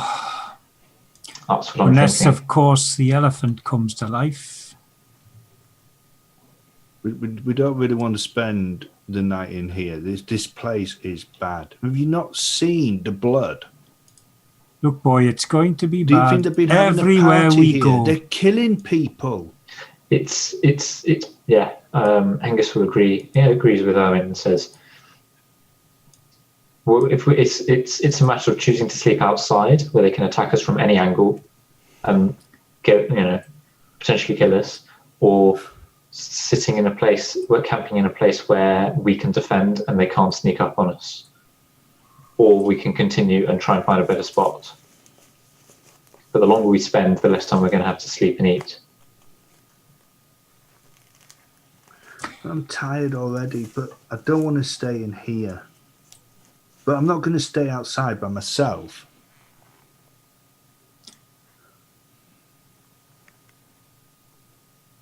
What are we going to do? I'm carrying the captain Can we over not to go this back? corner here. Yeah, cool. And He's safe there. I'll make him comfortable there. His breathing's a lot more deeper and a lot more rhythmic now. I'll dump all my gear and start digging around for something to eat. Well, Hengist turns to Gully and says, "I think that makes our decision. We're going to stay here. Go and check on the. It may be, but go and check on the captain, Gully. See how he's doing. I'll stand watching the entrance." Give me a call in a bit, boy. I'll stand after you. I'll go and have a look at the... Sounds good, Owen. Okay. Is he coming round at all? He's yeah. That's what I've just said. He's asleep now, but his breathing's a lot more rhythmical and deeper. Well, beforehand it was very shallow. It's almost like it seems that he's recovering while being in the temple rather than being in the jungle beforehand. Is Owen, there any torch brackets in this place? yeah, In this they're room? around the wall as before. Owen, what's your healing rate? My healing rate. 2. 2. So at the end of this rest, you will have gained 2. Because I think you're carrying some damage somewhere, aren't you? Oh, No, yeah? we didn't. We fully heal up on the boat. Oh, I No. thought I hit somebody on that last combat. Did I No, I not don't hit? think you did. No, Oh, no, that's you cool. didn't. No. Okay, that's fine. Right, guys. While you are resting, we'll have a quick 5-minute break there, and then we'll come back. So the rest of you, go and grab yourself a drink, and we will be back in 5. Don't take too long. We can go while we're all trying Would to I sleep. get my, And we are get my, back. loot out here? Just as somebody says, you could talk our asses off. Excellent. Well, that's what we're doing, isn't it? Yeah. So you. I've got something on my glasses. You take in turns throughout the night to watch and keep watch and sort of like keep everybody in order. Gully, you notice, even when he's asleep, actually every now and then cries out in the middle of the night, or sort of like whimpers softly, as if he's reliving sort of like dark and deep nightmares throughout the night. The actual night goes very quietly. There seems to be nothing that actually ventures into the temple, and if anything, you do hear animals sort of like moving out round about, but nothing seems to venture even close to it, as if it's almost like a taboo area that people don't, animals don't like to venture towards at all. So it's as the sun rises, you notice that it comes up and it sort of like glints off the elephant tusks and really sort of like reveals their wonderful glory of them. And you know, if you get them right, they're sort of like it's almost like somebody shining a tin plate of the sun into your eyes, and it's just sort of like glints off, and they're very impressive. Apart from Do you think that, that's what do you think that's what Captain Seatide was after? Do you think he was after the tusks? Do you think he Possibly. maybe he's a robber? Maybe he's a pirate? Aren't all sailors pirates? Did anybody see what flag he had up? I think he had a black pig. penny. Is anybody else eating? I'll have eaten before I took my watch. yeah, and you've Owen all will have, yeah. you all had enough food on this, and you know, because if you remember when you set sail, the captain made sure that you had rations in your backpack, etc. So you will have. We should go. We should check out the rest of it, then go. But we should Yeah. go. I think it's about time we moved on. The captain, as I hate to say it, the further we move into this place, although Gully seems to be getting more and more nervous, the captain is getting better. I think we should try and see if we can go any further. Okay, Did so anybody see what was in the bottom of the trough? no, nobody look. nobody looked, I'm not looking in it, but maybe the captain needs to go in there. but you I'm should not Maybe, looking but- in it. you should be back now in the trough area. Maybe, but it's more likely that we've come in a single flight of stairs. We've just been in a single flight of stairs. I think this double flight of stairs might be the next place to go, rather than the trough. Have a look at the trough. It seems But we're going to be important. passing the trough. We might as well have a look in it.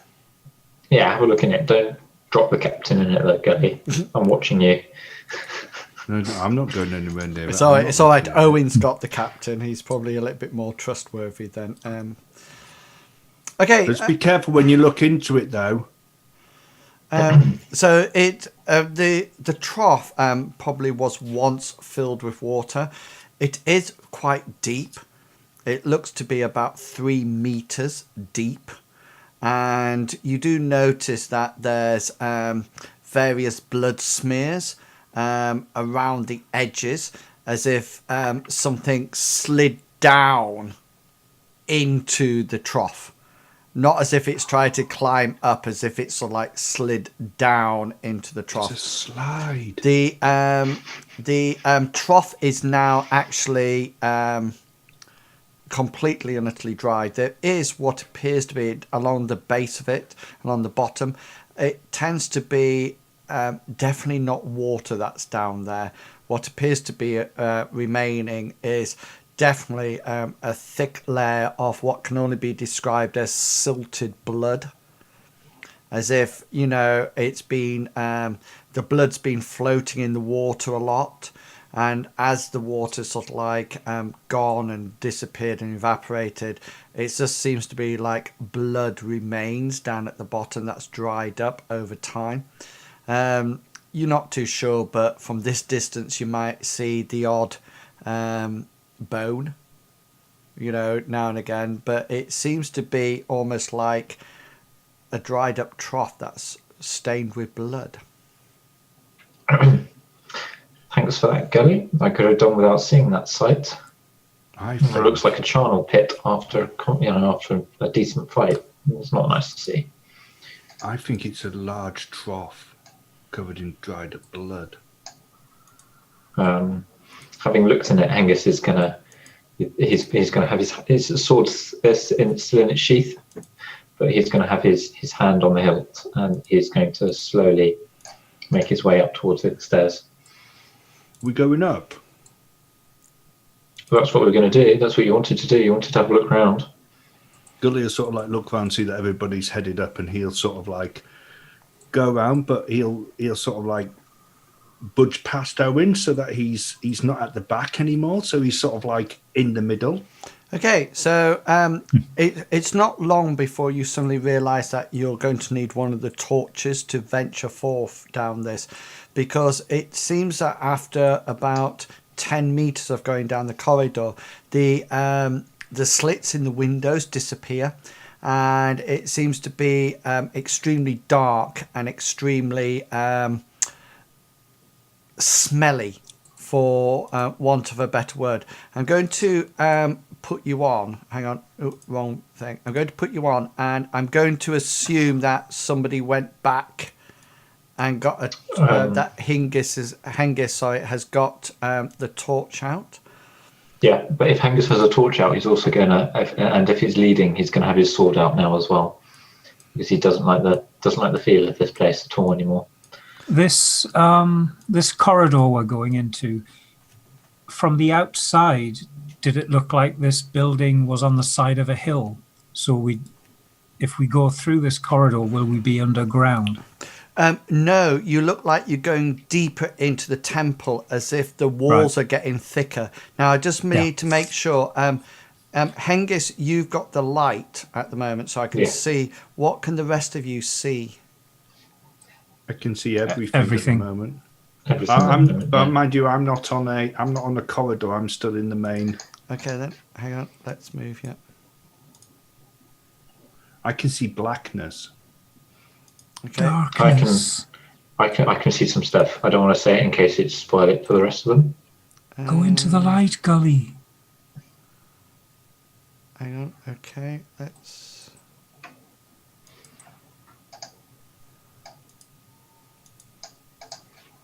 Can you see anything now, guys? I can, yeah. I can see the two painted men just behind Briggs. I've still got darkness. I've still got darkness as well. Okay, just 1 second then. And the Lord said, "Let there be light." And there was no light. Okay, I don't know what actually is doing it. And he saw there was no light and realised he forgot to pay the electric bill. Yeah. Yeah, and then he does that automatic pat down. Like, where's my key card? Where's my electric Gully, card? what can you see? Not. Oh, hang on. I can I see can something see now, stuff. but I need to zoom out. No. Right, I can see something now. I can. Let me. Right, so yes, I can see. now I Do you can. want me to say what I can see? No, I think I've got it. So No, I can't see a thing. no, hang on. Oh, there we go.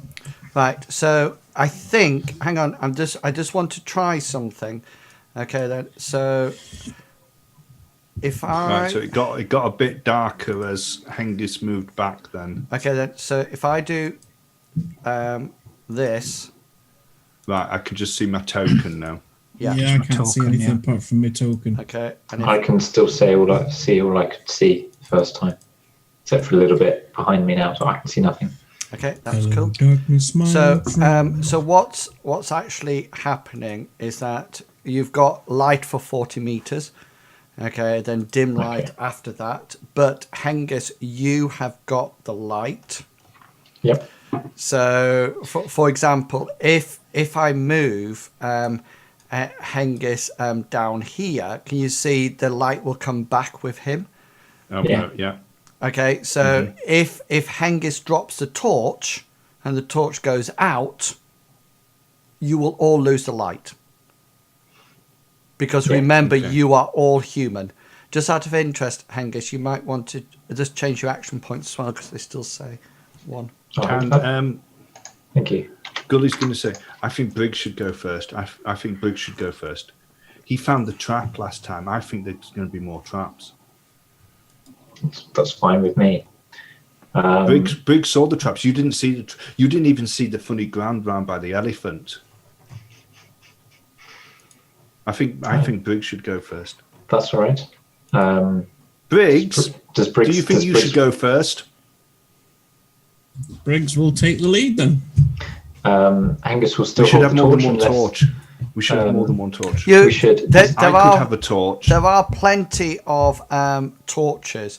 If you wanted to go back and get more torches, you can all have a torch if you wish. But please remember that it will take up one of your hands. That's right. Are there torches on the walls that we can see? Down this area, no. No. Okay, that's fine. I think we should go and get another torch. I can carry it. I think we should get another one. Angus will pass his torch over to Gully and then go and get another torch. And then when he gets it, he's not going to bother getting the tinderbox out. He's just going to light it straight from Okay, the so torch that Gully has now. so Hengist and Gully are going to have torches, yeah? Angus is going to look at Briggs and say, do you want to lead? Would you like the torch? Or are you going to get your bow out? The captain is coming round. The captain's coming round, and he sort of like says, he says, we're close now. Captain Seatide, are you okay? We're close now. I can feel it. I can feel it. I will soon be rid of this curse. You missed the elephant. It had big tusks of silver. Well, I What think is it it? was silver. It looked silver to me. What is it we're looking for, Captain? Was it an elephant? There is. We've seen the elephant. There is an amulet. I need the amulet to rid me of the curse. He's up and he can actually walk now. So Okay, Angus is going to take his shield back. He's going to sling it on his back. yeah. What So does the backpack. amulet look like? it's What's it look like? it's golden, and it hangs around your neck. Do you know the direction? Because Angus is going to walk to the it edge. sort of like here. starts up here and then goes down. Okay then. So That direction. hang on. Angus is going to walk to the Hang on, because you're um, all going different directions. So Owen's heading backwards. I'm Hengus just is putting going myself at the forward. back. Yeah. So I need to know where. So Hengus, when you get Angus wants to get to there and Yeah, stop and no, go yeah, I and see. point out and say, which direction do you know? There are three. so And he's going to can gesture you with his hang on? torch Hang to the on. captain. Yeah. Well, something will happen even before you get even before you start to talk. There are two things that you can see.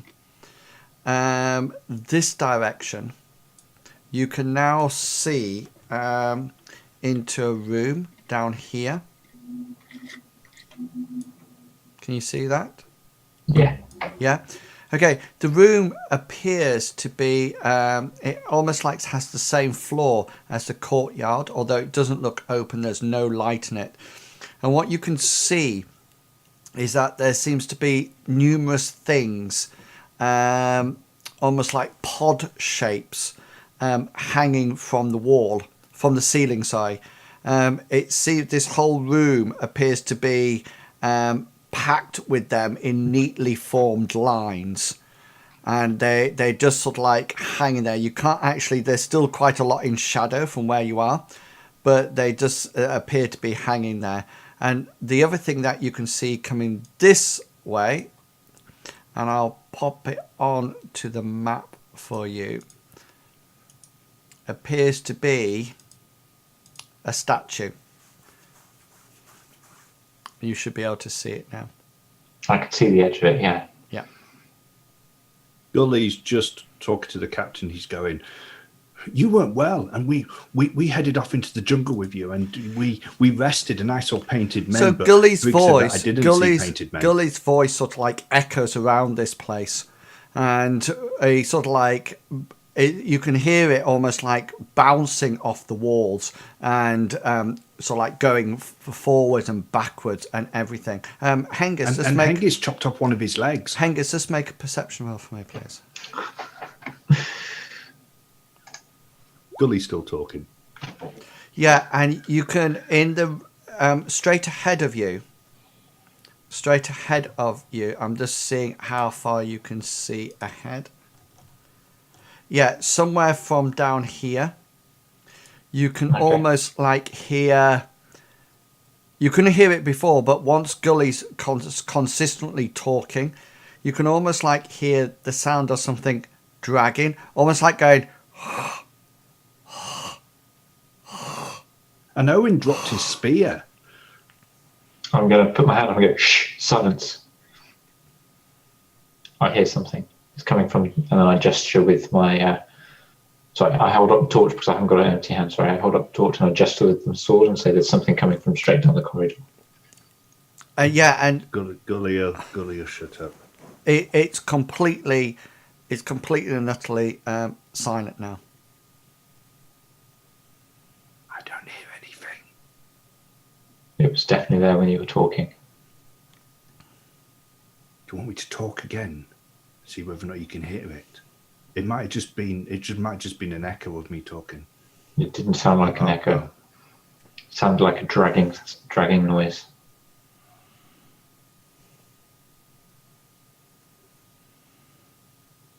Captain Seatide. What does this amulet look like? Can you describe it? Yeah, he's described it to you before. He says it's gold and a necklace. That's all he knows. Hengist is going to say over his shoulder, do you know which direction it is? Maybe, as you've seen it before, you must know where it is. Do you know where we go? No, all he knows is that it's within the temple somewhere, and all he knows is that he's getting closer to it. So he doesn't actually know where it is. He just knows that he's getting closer to it. Okay. I think we Hengist should go further into the temple. Hengist is going to describe to the rest of the party what he can see. He says, I can see a dark, long corridor heading straight off in front of us. And then he's going to gesture with the torch over this, because he's holding the torch in his left hand, sorry, over this way. He says, there's a room in here with a statue, quite a large room. What and does then the off to statue the look right. like? I can't tell. I can't make it out. Has it got There's no an light in around there. its neck? I can't see it from this distance. And then off to this way, there what looks like another corridor, and then there's a room off that corridor as well. So Hengist tells you all these descriptions, and you're not too sure, but I think we should go right. you almost feel as if every time you're talking, just when you're talking, there seems to be another sound echoing around the walls. But as soon as you stop talking, that sound stops. Which way does it? Can we tell which direction it's coming from? No, it sort of like echoes around the walls. but it appears to be that every time. So when you were talking before, Gully, and when Hengist was telling you what he could see, it was sort of like there was noises then, and it's noises that might have been footsteps, might have been scraping, might have been the odd clanking of swords, maybe, or clanking of weapons. But as soon as Gully was stopped talking, or Hengist stopped describing what he could see, then you saw it's almost like you went shh, and there was nothing. Which way are we going to go? I think we should go into the room to our left first, and then we can always double back. We should, if we always go left, then we won't get lost. Yeah, and the same thing there happens. Can you actually see the statue now? Yes, I can. Yeah, Hengist, you can see this. It depends whether anybody else wants to move up to that point so they can see it. But if not, it's up to you whether or not you describe it to everybody else. But what you can see is that it's almost like a replica of the... it's a woman who's got like a serpent-like body from sort of like the waist down. And she has 6 arms, and all the arms, 2 of the arms carry spears, 2 of the arms carry what appear to be almost like cutlasses or tulwars, sort of like shaped, and two of the arms carry what appear to be double-edged axes. So they're sort of like, all together, there's 6 arms. There's 2 of them have spears, 2 of them have some kind of carved sword, and then 2 of them are carrying double-handed and double-edged axes. And she appears to be a statue, and she appears to be almost like rearing up as if she's ready to attack. You also notice from where you are now, you can see that she's in the middle of almost like a series of pillars. You can probably see them the same as the courtyard outside. Apart from these pillars are complete. They actually run from the floor right the way up to the top of the ceiling. And apart from that, you can't see the whole of the room. Briggs, that's right. Briggs, you can now anybody who can see down here ever. As you pass there, you'll see those things dangling from the ceiling that I described to Hengist earlier on. Gully's going to have a quick peek on that corner. Yeah, so you can see the statue as previously mentioned.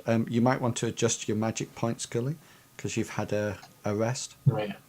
But yeah, I didn't know Hengist, how we were playing them and what we were getting back. Yeah, for the time being, you can have them back until I decide. Yeah, good point. Hengist is going to move up to the edge of the entrance to the room. Yeah. And then he's going to stop, pause, and he's going to turn around to see if the others are following in. If he's not, he's going to just say, I think we should clear this room first. Is she naked again? From the waist from the waist upwards, she is. Yeah. And Angus is going to call out to Owen and go, make sure you cover Gully's eyes. Yeah, and again, that sort of like echoes down the corridors. Shh, Hengist.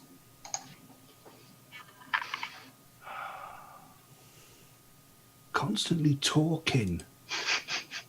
Shh. Come on, let's get out of here. Angus is going to cautiously let's find the amulet. Has she got an amulet into the room? Shh. To look at the more closely at the statue to see if you can see an amulet on the statue or not. So you can probably see that the majority of the room now. So can you see there's 4 more pillars at either side. You also notice that just at the foot of the statue, there seems to be some pots that have been overturned and smashed.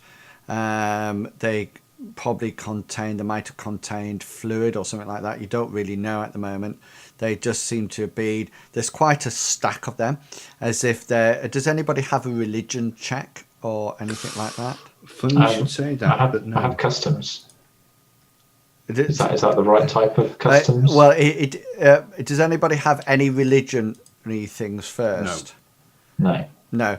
Custom is normally your homeland customs rather than... So the person who's probably more likely to know about it would be Briggs, with his nomadic influence. So what you want me to roll? Yeah, your custom. Custom. It'd be quite high. It normally is. Because it automatically I think it automatically gets plus 40. Yeah, you sort of like look at this and think, oh, you've seen this somewhere before in your travels when you were a nomad, but you can't sort of like remember exactly where you've seen this sort of like pile of sort of like pots in front of a statue before. Gulliver will go to Owen and whisper, "Are you keeping an eye out behind?" Owen! Are you keeping an eye out behind? Oh, I was... Guys, I think Owen... Yes, I am. Oh, right, sorry. You never know what might come out of the shadows and grab you from behind. Owen, would you like to make a perception roll, please? Yep. Perception.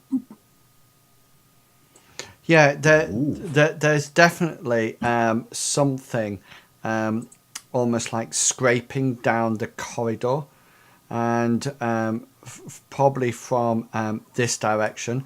It seemed to be quite silent until that latest exchange, and now it's suddenly speeded up somewhat. Okay, guys, before we go anywhere else, let me just clear this, because I would like you to roll your initiatives now.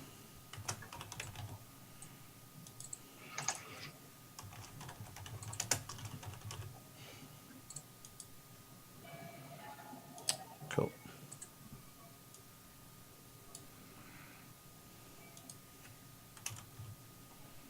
I thought Big Ben would stop working. It's not Big Ben. I don't live in London, Big Beastie. I'm not that rich. Excellent. Okay then. Owen, you've heard this. What would you like to do?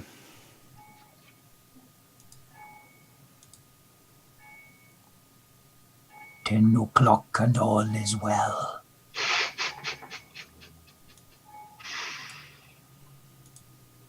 Queen's keys. We're doomed. Okay then.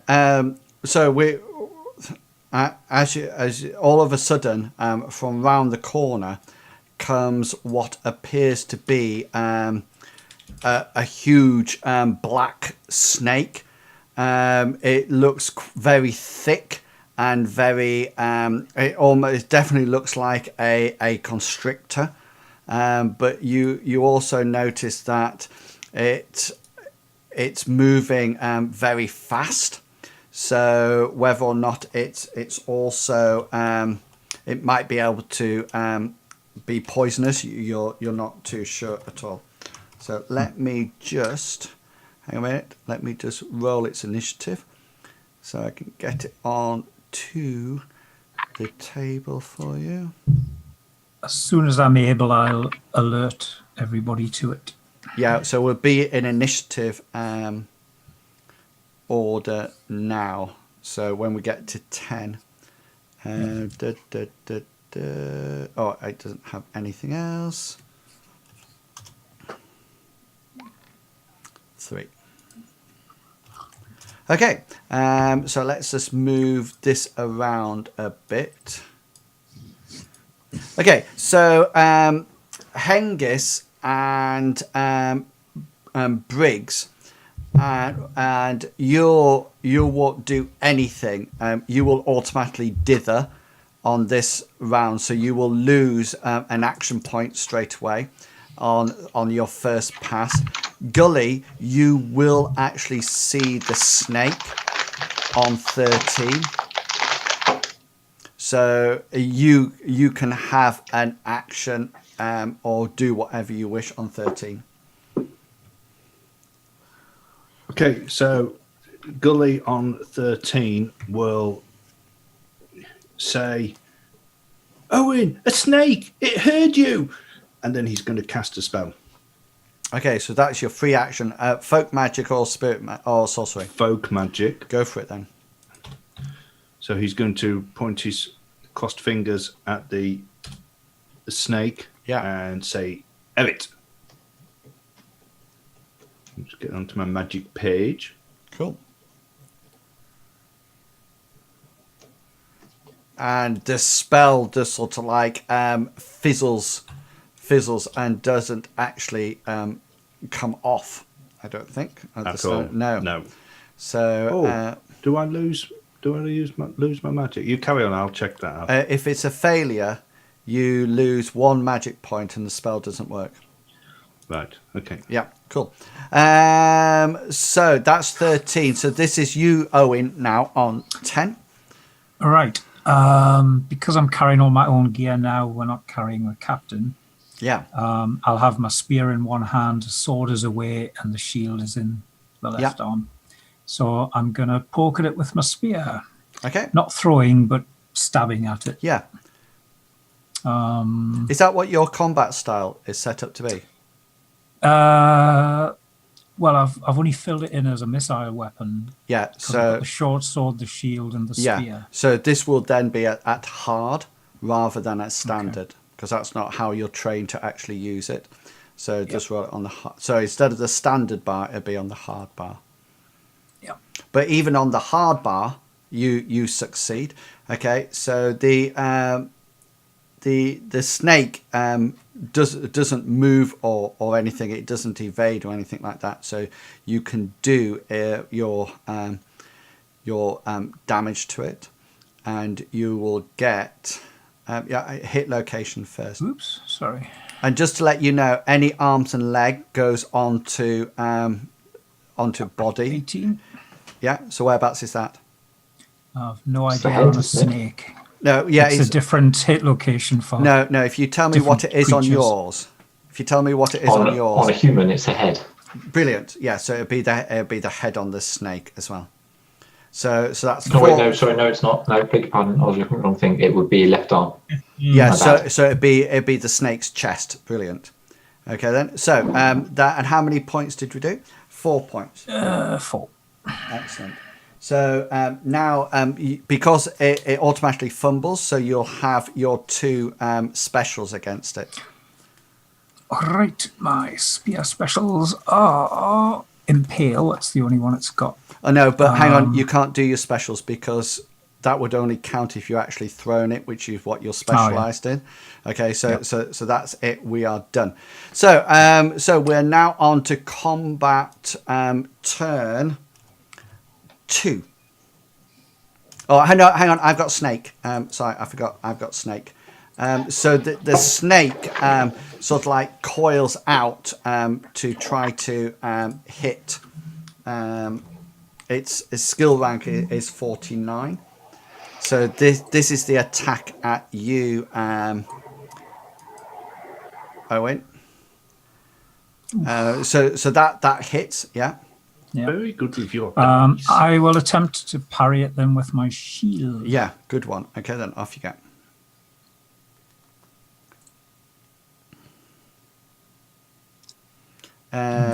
No, so that misses.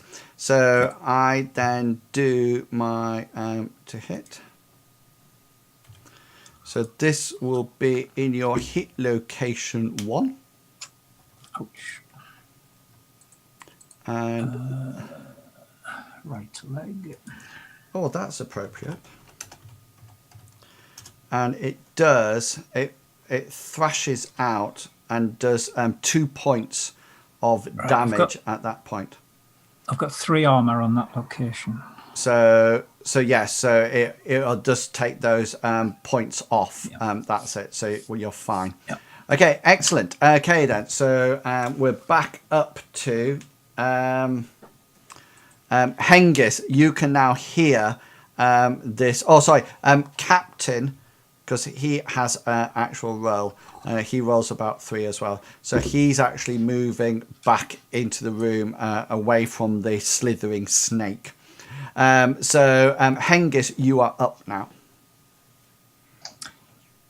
Hengist is going to. You hear the sounds of combat outside. Yeah. Yeah. Well, I've heard Gully shouting snake. Yeah. Oh, Owen, snake.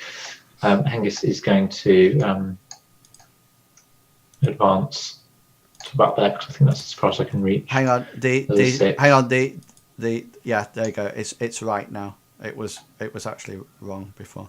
Yeah. Oh, okay, so I can actually move a little bit further. You probably can. You can engage with it there. Yeah. Yeah. Yeah. That's what I was wanting to do. Yeah. So yeah, Hengist is going to engage. Move to there and be ready to engage. Sorry. Meanwhile, the whole room's lit up. Oh, yeah. Yeah. The lighting's changed when I moved. Oh, that's all right. As in what? Let me have a As look. in, See the it's whole got statue brighter. room. We can see the back of the statue room now. Yeah. You can see the back of the statue room. Yeah. The grading's gone, so I've just got pure light, as if it was daylight rather than what it was, which was pure light and then like shadowy. And I think I can see more of the bottom room now as well. I can, and I can Yes, see further you around see the the corridor. The whole That's bottom room. better. Oh, he's actually lost his light altogether. What's that I look think like? it was when you moved the captain in. What's that It's look almost like like- now? It's still the same. I've got a bit more shading, but it's all right. When Hengist moves in, I lose a bit of the whole room gets lit up. Otherwise, I have some shading. Okay. I have no shading at all. I'm seeing shading now. Okay, hang on. But I can still see the whole statue room Let me just do and this. the bottom.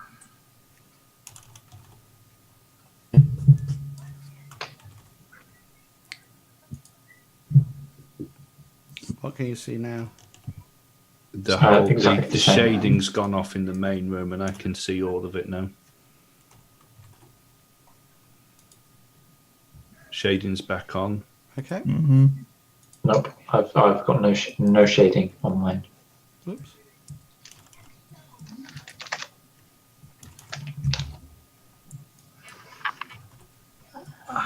It's not important. It's not that important though. Do you have your shading now? Let's have a look. I don't know. Oh, it might be because of this snake, but we'll see. It's not a problem. Okay, Hengist, you're up. I've done my move. Yeah, I've moved. that's it. Brilliant. Okay, so Briggs, you are up next. Okay, so Briggs is gonna draw his bow and notch his arrow. Cool. So that is that's readying his weapon. Brilliant. Okay then, Gully, you're up. Gully's going to once again try to cast a spell, exactly the same spell as last time. So he's going to point at the snake, say "Erit," Cool. and hopefully this time he's going to manage to succeed. Let's hope you do better than last time. Yeah. And the answer to that is no, you don't. So don't forget to lose another magic point. Okay. Already taken off. Owen, you are up. I will thrust with my spear once again. Excellent. Go for it. Where's me woman? There it is. And it's one level worse. Isn't Yeah, it? so that misses. Yep. Yeah. Oh, by one. So that misses. Okay then, and Snake's still Snake's attack because he's still got his his second thing. So this is his last skill point that he'll have. So this is the 49 at you, Owen. Which hits again. Yep. You won't have any APs left. I don't. No. Yeah. So this goes into your 6. 6's left leg. Is that the other one that I hit before? It's the other. No, it's the opposite leg. You hit the right leg first. That's wrong. Oh, 3 points of damage. I've got 3 armor there. Yeah, that's it. So that'll stop that. No worries at all. Okay, we're on to combat turn 3 for anybody who's still got APs left. Angus does. Yeah, cool. Yeah, Gully does. Excellent. So Angus is going to Angus lash goes out first. with his sword. Yeah, that's a hit. So just roll your 1d20. I'll check on mine, so there's no issue about it. I've got a 16 this time. Yeah. So it's chest. Yeah, so that goes straight into its chest. And then longsword. Yeah, so eight points of damage actually severs its chest. So it's virtually like cutting the snake in half. Go for it. So yeah, Angus is going to like he's heard the cry of snake. He's made his way down the corridor, holding the torch aloft high. He's making a one-handed sweeping action, so like that, as if he's cutting across. But it's not like it's not a wild cut. It's quite a controlled, precise, like cut like this. And then he draws the blade as he makes contact. He draws the blade back towards his chest to make a cutting action like that. Sorry, you can't see by this.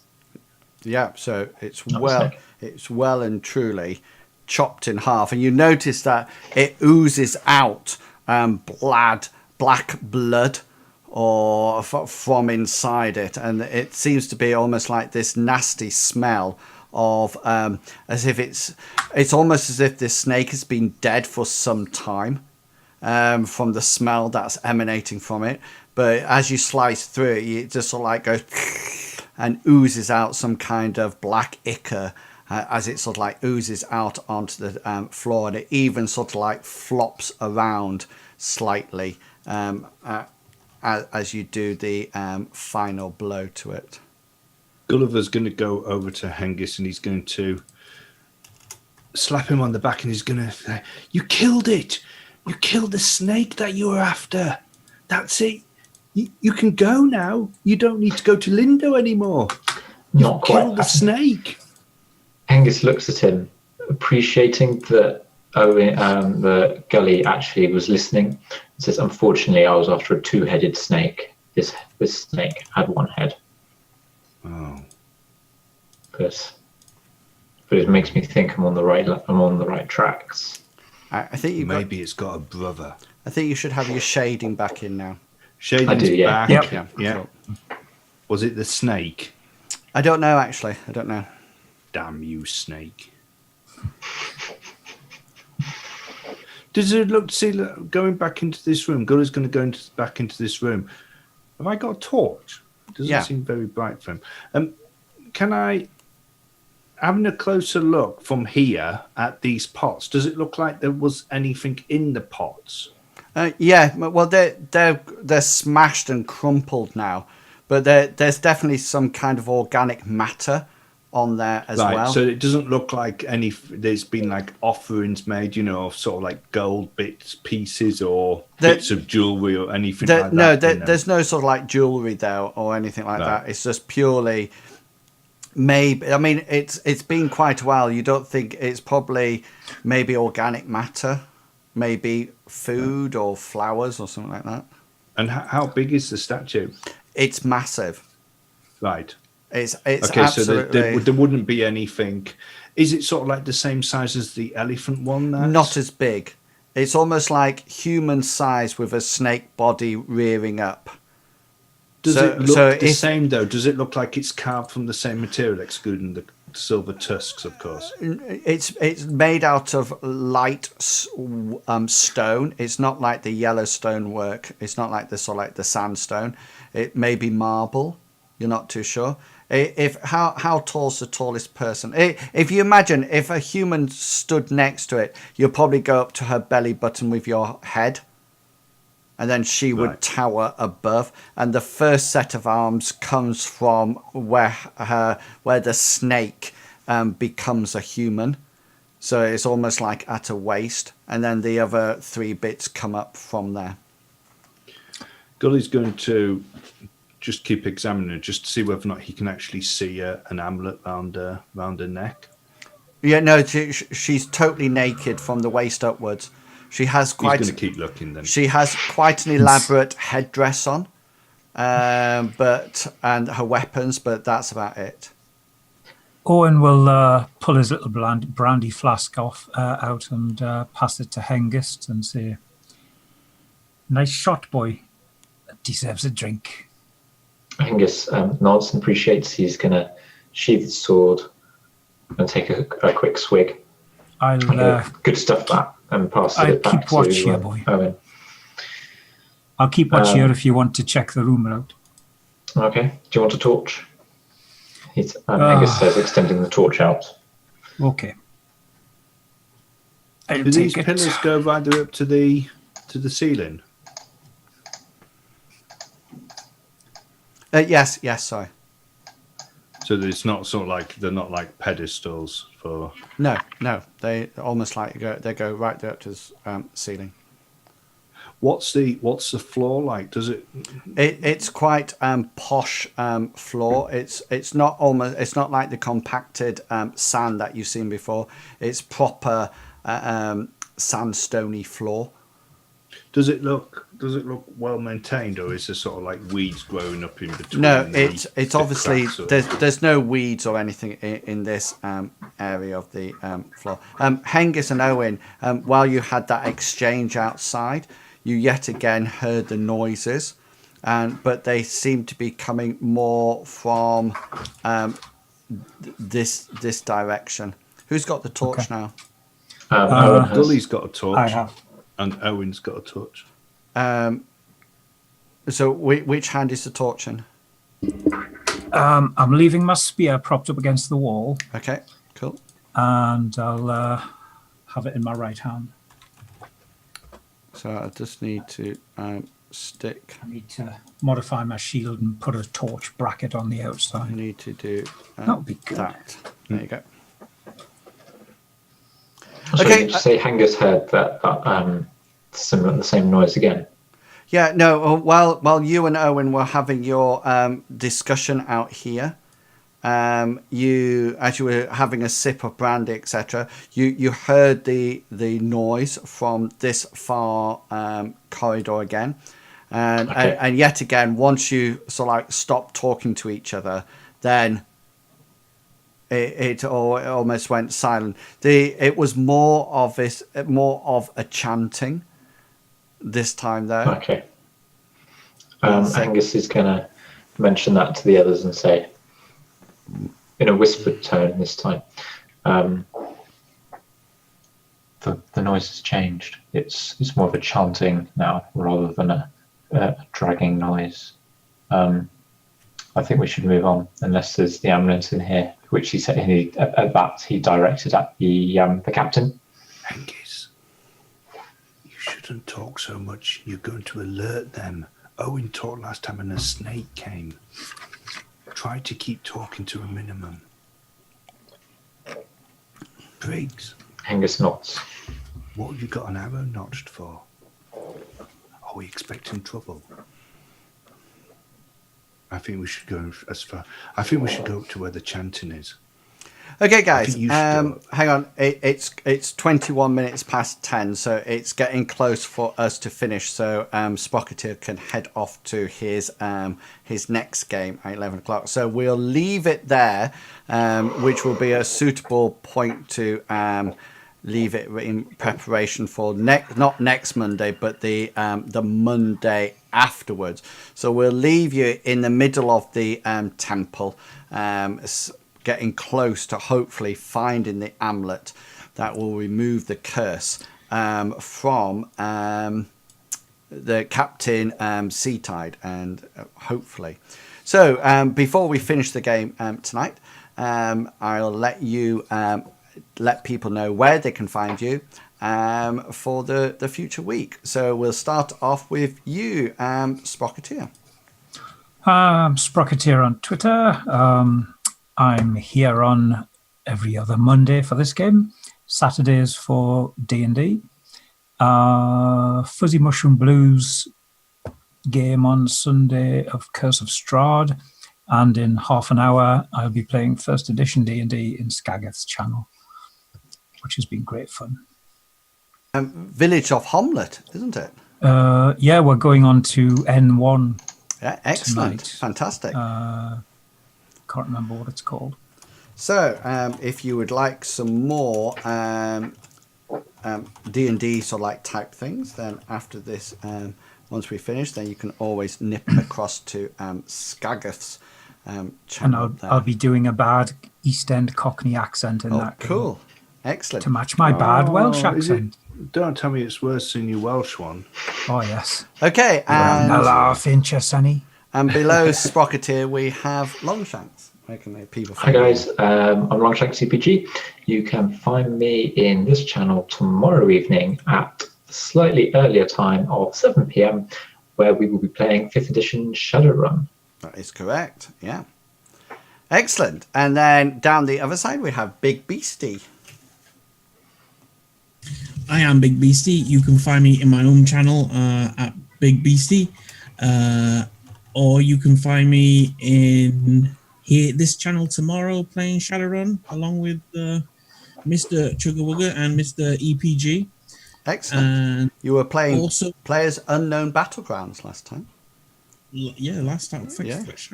Last time. Saturday we're playing.